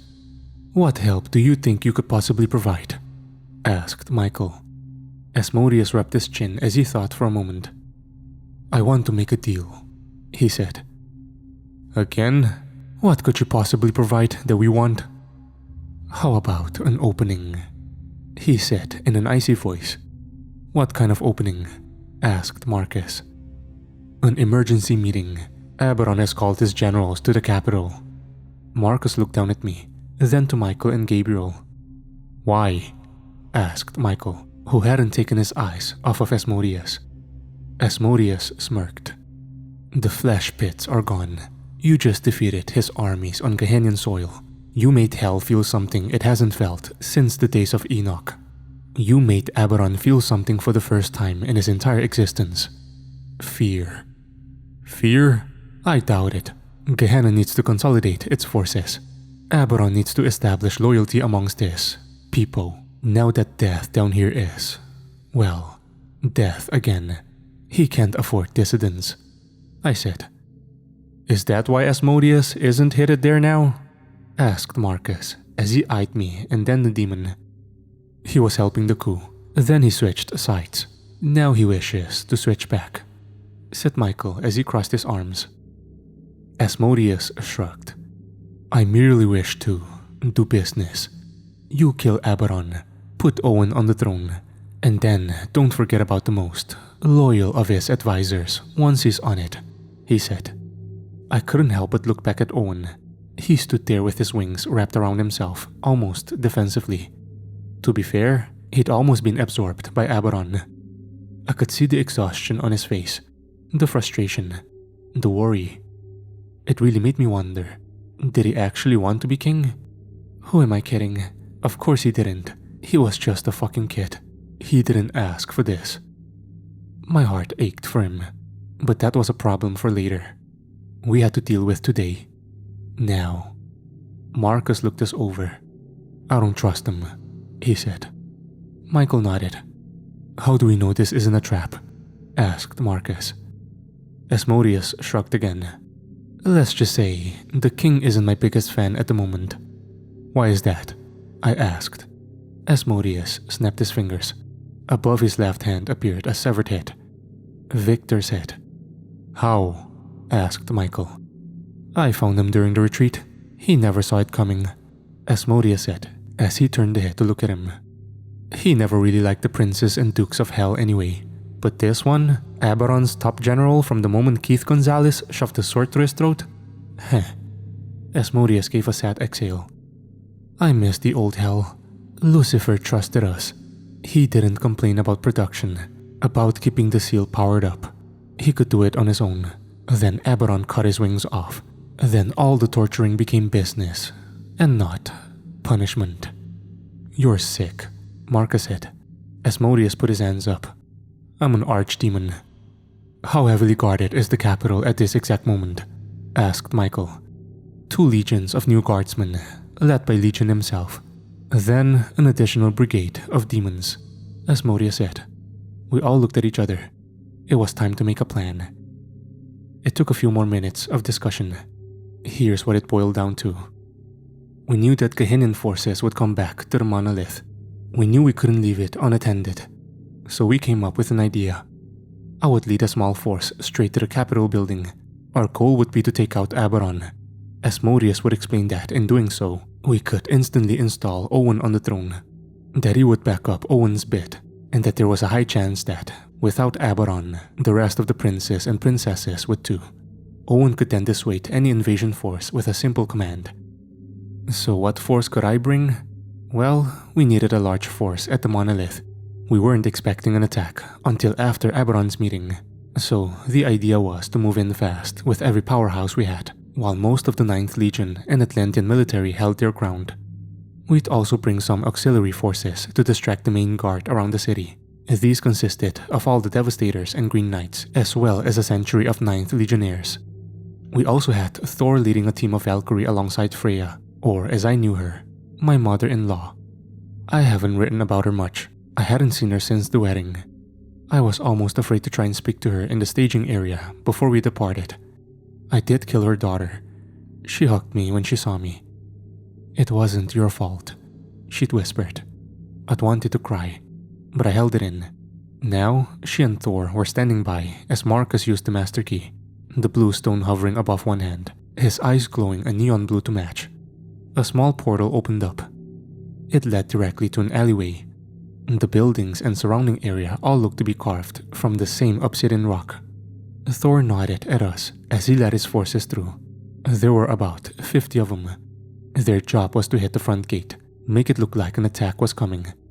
Marcus closed the portal and opened another. This one led to a street that Asmodeus described as the red light district of the city. City owned a bunch of whorehouses and then offered Owyn a discount once he becomes king. Owyn shifted uncomfortably while Grace glared at him. Anyway, he was gonna need to remodel that area because the portal opened up right in the center of the street. A busy street filled with curious, white-skinned, silver-haired demons. I looked up at Mike, then at Miguel, as they marched in with their clunky mech suits, already firing a cascade of missiles and machine guns into the surrounding demons. They were followed by more Devastators and the Green Knights that were led by Vargas. They were followed by the century of legionnaires, as well as Wukong, Chat, and Grace. Then came the next portal. Our portal. I looked at our squad. We had all 4 horsemen, Michael, Gabriel, Owen, Raziel, and Angelica, with Asmodeus guiding us. A stacked roster, one that was coming for Aberon's head. We found ourselves in a long, yet wide hallway inside the Capitol building. We were cloaked when we entered. Each one of us had donned a shroud that had been enchanted by Megan, as none of us had the tech to make us invisible anymore. It was her idea, but what else could you expect from a witch-turned-horseman? We moved down the hallway slowly. It was lined with torches that shined brightly against the obsidian rock. We walked close to the walls. We didn't want to accidentally run into anyone scrambling through the hallway. Asmodeus took us into a wide corridor, where we found a long obsidian table draped in red tablecloth, each side lined with 15 to 20 ornate chairs, while the far end held a throne. For the king, no doubt. This must have been the banquet hall. This must be where David had seen Shaw. It was empty. Most of this building had been, aside from a few scrambling guards that had been running to their battle posts. We entered another room where we found several new guardsmen looking at a holographic projection of the city. Where the hell did they come from? One asked. They watched as one of the Devastators stomped on a demon, causing it to pop like a bat pimple. Blood went everywhere. We passed them and moved on, eventually reaching the throne room. A wide room with a vaulted ceiling. An obsidian throne sitting on one end, while the wall to its left was lined with several monoliths, each one covered in runic symbols. Aberon sat on the throne. He stared down at 2 demons as they argued. Not really paying attention to them, he had a small mirror held up to the cut out left on his neck. We have billions in our force. We can crush them. One of the red-skinned demons screamed. He was shorter than his counterpart. His wings were tucked in behind him. His hair was braided and almost reached his waist. The one he argued with was a female, but she lacked any female qualities aside from breasts. She looked like the Hulk with wings and tits. Chad would have loved her. We don't have the firepower to blast through their lines. We must rebuild the flash pits before we stage another attack. She yelled back at him. The other princes in the room all agreed with her. I could see Aberon groan a bit. My eyes caught Stapleton sitting on the steps below the throne. He had his sword draped over his lap. His lizard beast lay bored at the base of the steps. There were 2 to 3 more, dressed very similar to Stapleton, and riding their lizards around the outer perimeter of the room. They were sniffing. Could they smell us? You all want to rebuild the flash pits? Asked the smaller demon. We can't replenish our forces without them, said another. We don't need to replenish our forces.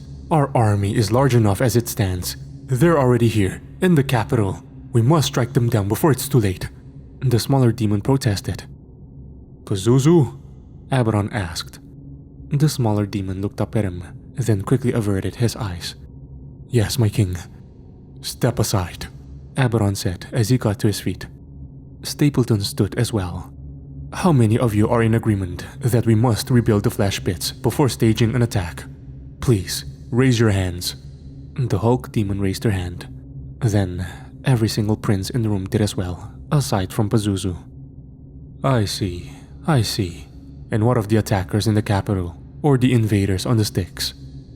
They have already beaten us back. Let them stay there and hold the door until we're ready, the woman demon said. Aberon raised a brow. And the ones in our city? Let the guards handle it. Aberon said thoughtfully as he rubbed his chin. Princess Baal, I thought better of you.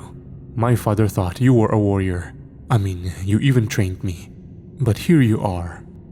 Here I am? Baal asked as she narrowed her eyes. Cowering, living in fear. I know a quiet critter when I see one. My king, if we die with no flesh pits, we can't come back. Countless lives will be wasted. Lives?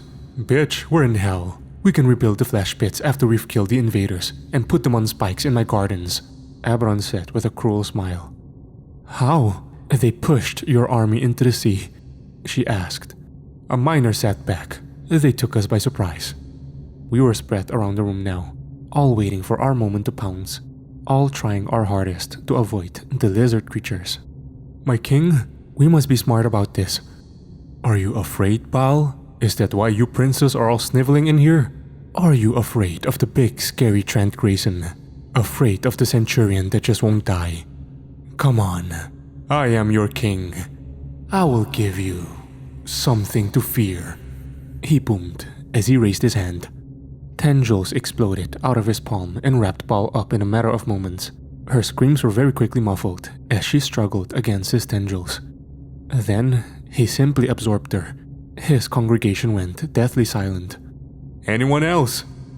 Still silence. "That's what I thought. Now kneel." They all knelt down.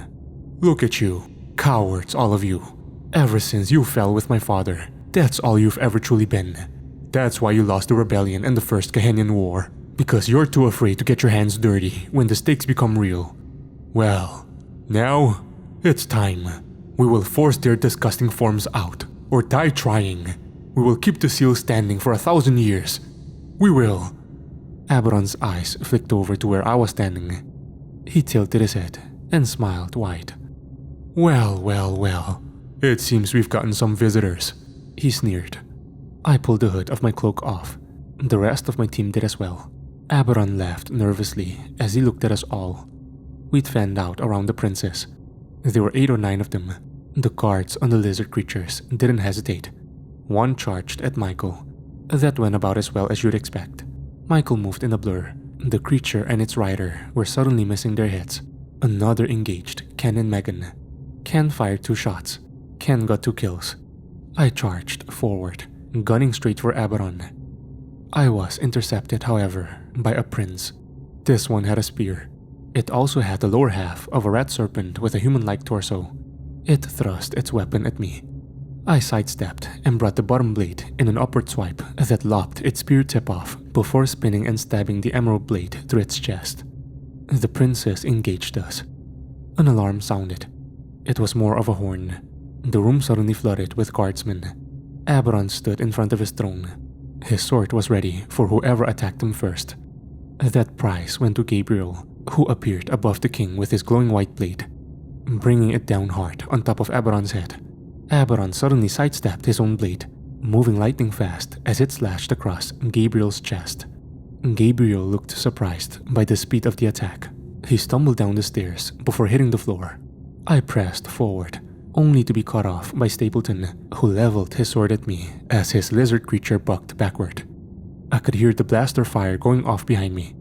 Megan and Ken were taking on the brunt of the building guard. I gritted my teeth. Stapleton bellowed a war cry before his lizard creature charged. I planted my feet. The beast's mouth was open, its teeth bared and sharp. I raised my sword and stabbed the ground. A single spike shot up from the floor and into the beast. Its blood went everywhere as the spike exploded from its back and went right in between Stapleton's legs. The man eventually found himself impaled. The sharp end of the spike hit the ceiling. I kept pressing forward. Aberon was at the base of the stairs now. Raziel was being wrapped up by inky black tendrils at his feet. I was almost there, mere feet away. Then, an explosion at my feet. Dust and smoke went up. I charged through it. Both Aberon and Raziel were gone. I gritted my teeth as I turned and looked around. I could see Gabriel's body on the floor. I could see Marcus yanking his sword out of a demon prince. My eyes shifted over to Asmodeus, who was getting his skull caved in by Aberon himself. I was about to teleport over there, but Aberon vanished. "Shit!" I bellowed. "Where'd he go?" asked Owyn as he ran up beside me. "He's playing hide-and-go teleport," I said. That was when a call came through on comms. "Shit, Jamie is down," Chat's voice said. Now remember, I didn't need a HUD to see the feat. Mike's Devastator camera caught the whole thing. Jamie was in one of the Black Knight's suits. He'd been pulling Vargas back behind cover after one of the new guardsmen had gotten a lucky leg shot in. It was when Jamie was pulling back the man that the new guardsman got another shot off. Jamie's head snapped backward, and he fell. Chat ran forward and pulled Vargas the rest of the way, rat blaster fire raining down all around them. I knew with the alarms going off that the rest of the Gehennan forces inside the city would be coming down upon us any moment. We needed to find Aberon. We needed to do it now. Marcus cut down another prince before coming towards us. Where'd he go? Marcus asked. I was still looking around the room. There was a sudden crash. The whole building shook around us. I just happened to glance upward as the serpent was teleported into the room above us. Shit! I bellowed as I shoved Owyn out of the way. The creature landed right atop the stairs in front of the throne, screeching loudly as it writhed. Its eyes caught us. It was maybe the size of a bus. Its eel-like head cocked back before vomiting a sea of acid at us. I teleported backward a few paces. I narrowly avoided the corrosive green slime as it flooded the room. The creature roared. Michael stepped forward, his lance outstretched and ready. Come now, you beast, he bellowed as he charged it with a blur of light. The creature and Michael started to fight, Angelica tagging it with a spear. I readied my weapon to help. Owyn did as well. I turned in time just to see Abaddon appear behind him. My eyes went large as I pulled my sword up. Abaddon smiled at me as he threw his arm around Owyn's neck and vanished. No! I bellowed. They reappeared right in front of one of the monoliths, Owyn struggling with Abaddon. The portal activated with a bright red light. Abaddon's eyes never left me as he yanked Owyn through. I charged forward, reaching the portal right as it shut. Megan, how do I open this? I demanded. Megan appeared next to me, as did Marcus and Ken. I could see Michael still struggling with the serpent. There were dead guardsmen and demon princes everywhere. Megan felt around the monolith. I'm not sure, Megan barked. Marcus pushed her aside, his eyes glowing neon blue as he placed a hand on it. The monolith suddenly activated, its runes glowing blue instead of red. The master key was, well, a master key, the ultimate plot device. I stepped through the portal, the other 3 horsemen following me. We found ourselves in what looked like an expansive underground cavern. The ceiling was as high as a skyscraper, and there was a thin layer of ice on the ground. The ceiling had a cascade of large, glowing red crystals that gave it a red-coated illumination. We were on the 9th level. I could still hear everything on comms, could see the images of my comrades fighting. Thor and Freya had led their forces into the Capitol building. Thor was slamming his hammer down onto a serpent's head. The Norse god of thunder was battered and bloody. He had gashes in his arms and chest. He fell to a knee. Freya knelt next to him. They were in the banquet hall. I could see another feat where Chat was planting a knife into a demon's chest. The Green Knights were gunning down a squad of new guardsmen. Look, Wukong announced as a shadow suddenly cast overhead. A mountain-sized pyramid lurched over the city, a circular hole opening at the bottom, and a horde of crawlers just being dropped out of it. Form a defensive perimeter, Chat boomed. I was yanked back to reality by Marcus's voice. He was kneeling down by what looked like a mass of footprints and craters in the icy rock. They fought through here, Ken said as he knelt down next to it. Where did he go from here? Asked Megan. I remembered David's reports of his time in hell. I had a pretty good idea. The edge of the multiverse, I said. Marcus looked at me. Let's go then, he said. Marcus snapped his fingers. We were suddenly standing outside of a red-tinted shield, one that contained several stacks of translucent cubes that were situated ahead of another red-tinted shield. I could see Abaddon. He was standing there with his back to us, his hand on the shield on the other side. I could see Owyn laying there motionless behind him. Marcus? I asked. On it, Marcus said as he summoned the blue stone again. He was about to touch the shield when it came down on its own. We approached Abaddon cautiously. It was maybe 100-yard walk. Along the way, I noticed a black cube that was firing the neon red energy that powered the shield. That's how I identified what I was looking at. The seal, the wall in Gehenna put up by Lucifer himself to keep the dark god from getting in. The most heroic thing Gehenna has ever done for the multiverse. Abaddon stood at the shield, his hand against it. That was when I could see the figure on the other side. It was Lilith, or what was left of her. She was partially enveloped in a mass of black worm-like tendrils that seemed to be penetrating just beneath her skin, causing it to writhe and wriggle as well. Her eyes were white and fearful. I stood ahead of the other 3 horsemen. Aberon sighed deeply as we came to a stop.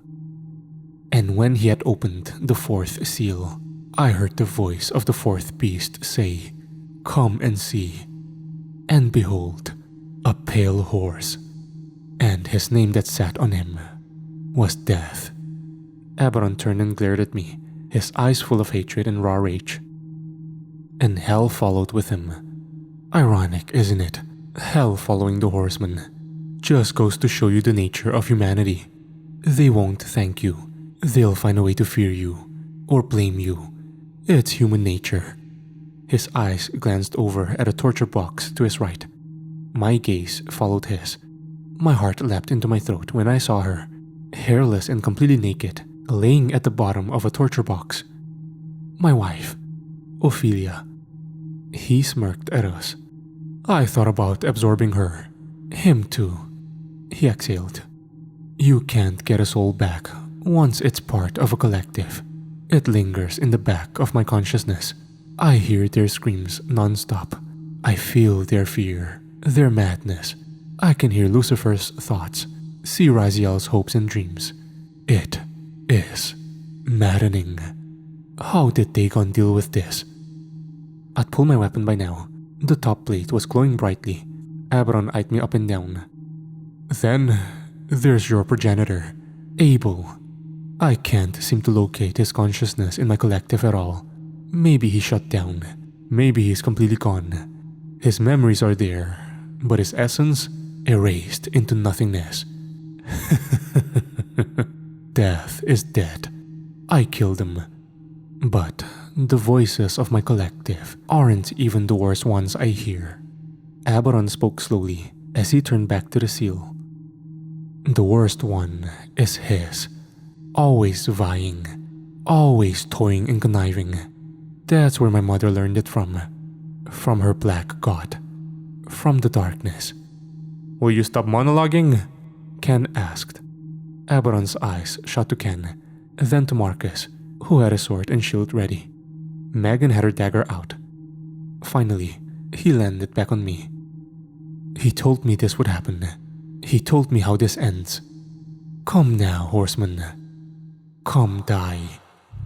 Ken opened fire with his gun. The rounds hit Aberon square in the chest, but the holes healed instantly. I charged in hard, Marcus alongside me. Aberon raised one hand, and the mass of tendrils he'd used on Owyn fell out and onto the ground. They very quickly morphed into his double. It happened so fast. It shot up and charged Marcus. Marcus whacked it in the head with the flat side of his shield. I was still charging at the real Aberon, who used even more tendrils to snatch up Owyn. He brought him right up next to his face like a hostage. I skidded to a stop. I'll kill the grunt. A loud gunshot. Aberon's head snapped backward, and he dropped Owyn. I charged forward, thrusting my blade at Aberon's chest, but he vanished before I could penetrate his breastplate. I growled in frustration. That hit shot should have killed him, Ken said as he ran up beside me. It was then that a buzzard sound went off. A buzzard sound that came directly from Ophelia's torture box. Get Owyn out of here, I said. I teleported to the box. Marcus was still engaging Aberon's copy. Megan was roasting it with her fire. I looked down at Ophelia, who stared at me with a blank expression on her face. I could hear the box powering on. I raised my sword and thrust into the box. The glass shattered, and I yanked Ophelia out by her arm right as some spikes erupted from the ground. She felt slimy to the touch. She also felt cold. She looked up at me, a soft smile forming across her lips. Trent, she said softly as her hand touched my face. Hey baby, I whispered. Is Derek safe? She asked. He is, I said as I hugged her tightly. I couldn't hold onto this moment long. I needed to help Marcus. I looked into those brown eyes of her. There was peace in those eyes, peace that I'd seen in the eyes of my son. I kissed my wife. I love you, I whispered. I snapped my fingers, knowing exactly where I was sending her, somewhere Aberon couldn't reach. Then came the roar, a howl in pain, I turned right as Marcus slashed one of the fake Aberon's arms. I zipped over, thrusting my emerald blade straight into his stomach before funneling a fury of energy into the sword. The Aberon squealed in pain as it combusted. Ken had vanished with Owyn, meaning there were only 3 of us left. Aberon reappeared atop the boxes to our right, glaring down at us. Marcus and Megan teleported after him, each landing on opposite sides of him. He slashed at Marcus, who blocked the sword blows with his shield. Megan raised a hand and flicked her wrist. The torture box Aberon had been standing on was suddenly thrown out of the stack. Aberon was sent careening to the ground, Marcus and Megan teleporting down as he landed right ahead of me. His eyes met mine as he got to his feet. He was surrounded by 3 of us now. He chuckled. 3 against 1 hardly seems fair, he said as he suddenly turned and launched his sword at Megan. The sword moved in a blur. Megan snapped her fingers to teleport as she moved to one side. The blade carved through her shoulder before vanishing into the darkness behind her. She winced in pain as she hit the ground. Marcus and I charged at the same time. Aberon summoned his blade again. He raised a hand towards me. I was expecting tendrils, but instead, I got an assload of his telekinesis, an unseen force driving me back a step or 2. I simply teleported away, reappearing above him, bringing my blade down hard. He dodged my attack with a sidestep before turning and kicking Marcus in the shield. Marcus flew backward, shattering one of the torture boxes. I followed up my strike by spinning and slashing. Aberon blocked the blow with his own blade before retaliating with a flurry of quick, consecutive slashes of his own. I blocked the first few with my own weapon, dodged the next, then blocked another. Aberon roared in frustration as tendrils suddenly exploded from his back, 2 of them, both inky black and pointed, right above his wing. They leveled at me and fired red beams of energy. I raised my green blade and stabbed it into the ground as fast as I could. A wave of green energy arose from the ground and enveloped me like a shield. The beams bounced off in several directions, each carving their way through more torture boxes. Marcus reappeared behind Aberon, thrusting his blade into Aberon's side. Aberon merely spun around and whacked him in the head. The blow sent Marcus to the ground hard. Then came the tendrils from Aberon's hand, all reaching and writhing for the patriarch of the Grayson line. I charged forward, shoulder-checking Aberon in the back, sending him careening forward. He tripped over Marcus. We both rolled a few times before coming to a stop. He teleported to his feet while I got to mine. Aberon glared at me. Marcus's body was behind me. Megan stood next to me, her hand clasping her bloody shoulder. "Get out of here. Take Marcus," I said. "But you need all the help you can get," she said. "Just do it. You're in no condition to fight," I barked. Megan snapped her fingers. She and Marcus vanished. Aberon smiled at this. "And here we are. Destiny arrives. What do you say, Trent? How about we finish this cycle? It's time one of us dies," he growled. My grip tightened around the handle of my swords as I pulled the weapon Abel had bestowed upon me apart from the Blade of Enoch, dual-wielding the powerful blades. "I couldn't agree more." I shot forward, slashing my blades in a hot frenzy. Aberon blocked my first few blows before delivering some in return. I blocked those. He teleported back a few paces and fired his tendril beams at me. I could hear more torture boxes shatter as I teleported out of the way. Aberon howled in furious frustration. I reappeared ahead of him, bringing both swords down hard. Aberon raised the handle of his staff sword to block them. The sword of Enoch slashed his weapon in half before carving a slash through his breastplate. He stumbled backward, his face contorting in rage. "No, you can't win. He promised you wouldn't win," Aberon bellowed as his tendrils aimed at me and fired again. I vanished, then reappeared behind Aberon. He was already swinging his blades around as he spun. I ducked under and slashed with Abel's sword. This time, I cut across the Demon King's hip. Aberon limped forward.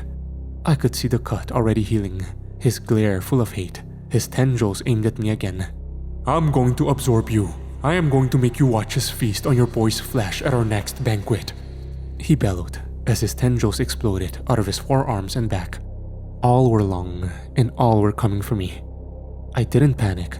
I strangely found myself in a sort of peaceful state. I thought of my wife, of my kid. I held the sword of Enoch out. Emerald green energy exploded from the tip, Yahweh's own power vaporizing the tendrils on contact. Aberon screeched loudly as he stumbled backward. I blitzed forward. He threw a panicked slash with his sword, but I dodged it. I spun under his blade and found myself rising up behind him. I slashed the blade of Enoch in an upward motion, slicing through his wing. The fleshy rat appendage hit the ground while Aberon screamed. He turned and thrusted his weapon at my chest. I blocked it to one side with Abel's blade before using the emerald one to slash downward. Aberon's arm hit the icy ground below me.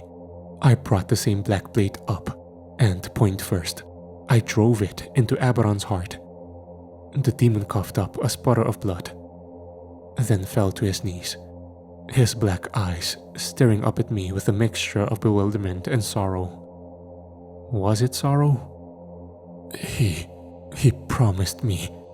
He said I had to win, Aberon said as his eyes met my own.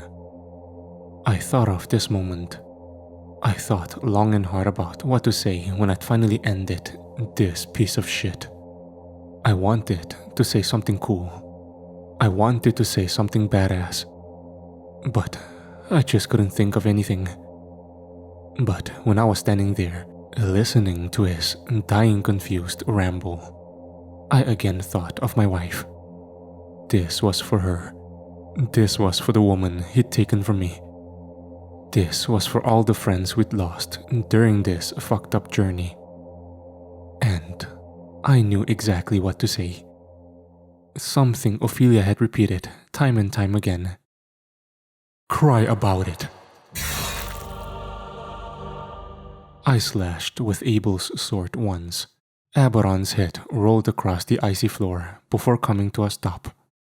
I stood there for a moment, trying hard to comprehend what just happened. Was I supposed to laugh?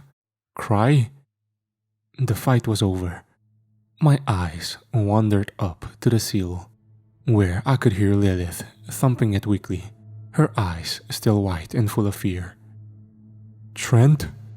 A voice said from behind me. I turned. Marcus stood there with Ken. Marcus was rubbing his head. Ken's eyes were large. Holy shit, you fucking killed him, Ken said.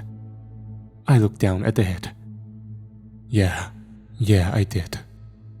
Marcus took a breath. Hell's armies are leaderless. We're preparing to pull our forces out. We're done here, he said softly as he smiled. We won. I smiled back. Although I wasn't entirely sure what the future held, I knew one thing. I had to go see my son. I had to hold him, to look in his eyes and tell him we did it. Don't get me wrong, there was still a ton of work to do. But for now, we finally had a win. Or so I thought. Ken's eyes widened as he looked at the body behind me. I turned to it. A mass of writhing tendrils had emerged from Aberon's neck and was busy reconnecting itself with his body. We all stood there in shock. There was no way he was still alive. I readied myself for another round. Then, Aberon sat up. But he did so unnaturally. Tendrils writhed in the place of his missing arm. His eyes were vacant. He stared us down for a moment. I raised my blade and stepped forward. But a force unlike any I'd ever felt sent me reeling backward. I bounced across the icy ground. It had hit Ken and Marcus too. Aberon turned his head, his eyes meeting the black cube that controlled the seal.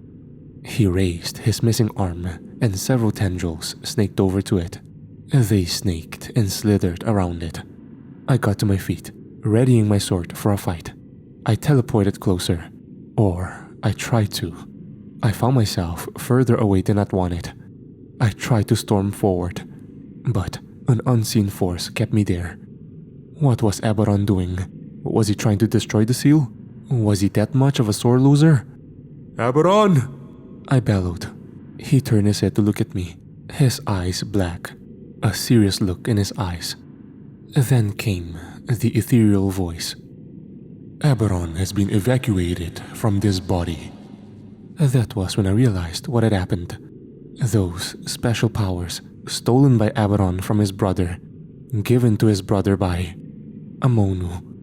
Aberon was now the Black Messiah, and he was about to unleash the end of the multiverse. I watched as the number of tendrils on the box squeezed. The cube cracked and groaned from the pressure. The beam of energy creating the seal sputtered as massive tentacles on the other side began to collide with it. No! I growled. As I tried to step forward, the cube cracked even more. No! I growled again. The cube shattered. The beam shut off. A massive tentacle came slithering inside. It came straight for me. I could only stand there in shock. I was gonna die. This was it. I closed my eyes. But the tentacle never came. I stood there for a moment in anticipation. Then I opened my eyes. My heart jumped into my throat as Father Time stood in front of me. I looked around. Everything was frozen in time. "Oh, Trent, we've lost," he murmured. "How?" I asked. "You know how. You killed Aberon. You ended the cycle. You gave Amonu his vessel," he said softly. "But we have to be able to stop him. There has to be a way," I pleaded. "Not with Amonu. I'm sorry. But once he's in, there's no stopping him. You can delay it, which Marcus and Ken will. They will fight until the year 2072, but they will still die, as will everyone on Earth Prime. And then, let there be light. The new cycle will begin. And again, and again." "I don't understand. Why? What's the point of all this?" Father Time shrugged. "Ask Yahweh. We're all just pieces on a board to him, to be played and toyed with as he sees fit, to die over and over again. But there may be a way to fix things." I cocked my head to the side curiously. "How?" "Well, first, you're going to have to make a terrible choice," he said. "What kind of choice?" "You can save the next cycle, but everyone you know and love in this one will die. The multiverse will wither and perish. But in the next cycle, you will give them a chance to flourish." "That's an easy choice to make. If I can save their lives, I..." It's not that simple. They won't be yours anymore. They'll look and act like your people, but they won't be your people. Their souls will be fragmented and rebuilt. They won't be yours. That includes Ophelia and Derek." I didn't quite understand. "But they'll be alive? Derek will live," I said. "Not your Derek. Your Derek will die in 2072 alongside Marcus." "What if I stay with them?" "Then you will die too. But Derek will know his father. He will reach adulthood, but he will die nonetheless. You can save the next cycle, prevent all these horrible events from happening, or you can stay in your own dying timeline. That is your choice." "And how would I stop this in the next timeline?" I asked. Father Time sighed. "I can't hold this moment forever. Make the decision." I wanted time to think, but I just didn't have it. The world was doomed, no matter what I did. The world was doomed. But I couldn't leave them. Not like this. I couldn't save them either. Not this version of them. Would not dying with them make me a coward? Would letting the multiverse end make me complicit? I could save the next one. But would it cost me my soul? My humanity? And what of my baby boy? What of my friends and family? The next timeline wouldn't be my own. But there were trillions of lives I could save. Lives with a future my timeline just didn't have anymore. What do I have to do? I asked. Father Time produced a small orange pebble. I'm going to send you into the next cycle. Give this to the next version of me. He'll know what to do. I don't understand. Father Time exhaled. This is your mess, Trent. You killed Dagon. You gave Aberon his powers. You killed Aberon. You left an empty shell for Amonu to take. Your wrath did this. Your mess. This is your chance to clean it up. I was about to speak when he tapped me on the forehead. Everything went black. The next thing I knew, I was waking up in a pot or a sarcophagus of some kind. It was dark. I could only feel the stone around me. What the fuck? I asked as I felt my surroundings. The stone was wet and dusty. I grumbled to myself as I pushed. The stone didn't budge. In fact, it was immensely heavy. I pushed again. Still nothing. I growled and snapped my fingers. Nothing. Now I was getting angry. I shoved again, this time even harder. The stone budged. I pushed even harder. It moved even more. But the rock simply cratered. I gritted my teeth. I could feel the energy flowing through me. I raised my hand, my fist glowing green. That was when I noticed the stone ahead of me was covered in runes. All sorts of masking and anti-teleportation spells, stuff to keep me hidden. I grunted as I punched the rock. It cratered even worse. Chunks fell onto me. I punched again, the rock now threatening to cave in and bury me. I growled under my breath. As I flicked my wrist, my emerald blade appeared in my hand. Although I didn't have the room to move it, I still knew what I wanted to do. Focusing all my energy into it, and then releasing. A wave of green energy blasted the rock off the top of me. I suddenly could see the sunlight. I stumbled to my feet, my muscles aching as I looked around at the mountainside I'd been buried under. It was cold. Snow fell from the sky. "Where am I?" I asked as I narrowed my eyes. "You are on Mount Everest," a familiar voice said. I turned quickly. Father Time stood there staring at me with a concerned expression. I was angry at him, angry because of what he had said previously, about it being all my fault. I wanted to attack him, to kill him, but that would be like an ant trying to kill a grizzly. I narrowed my eyes. I'm Trent Grayson, Nemesis? No, Trent Grayson is currently at the birth of his son Derek.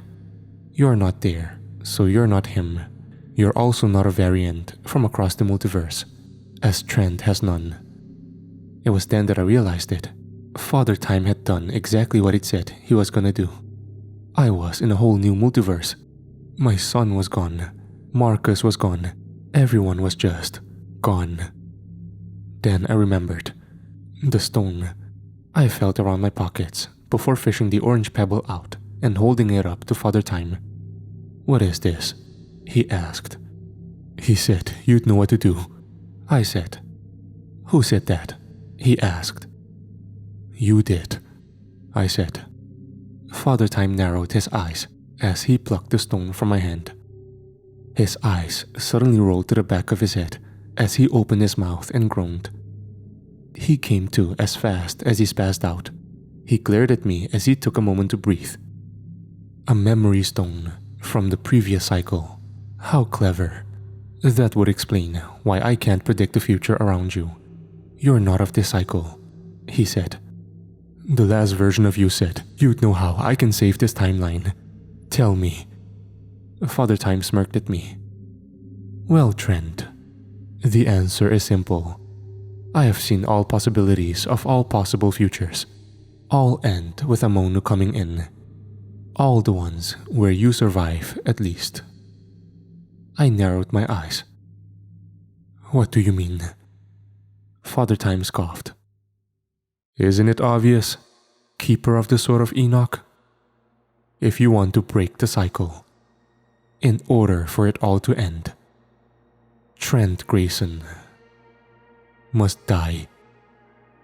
Nemesis must die.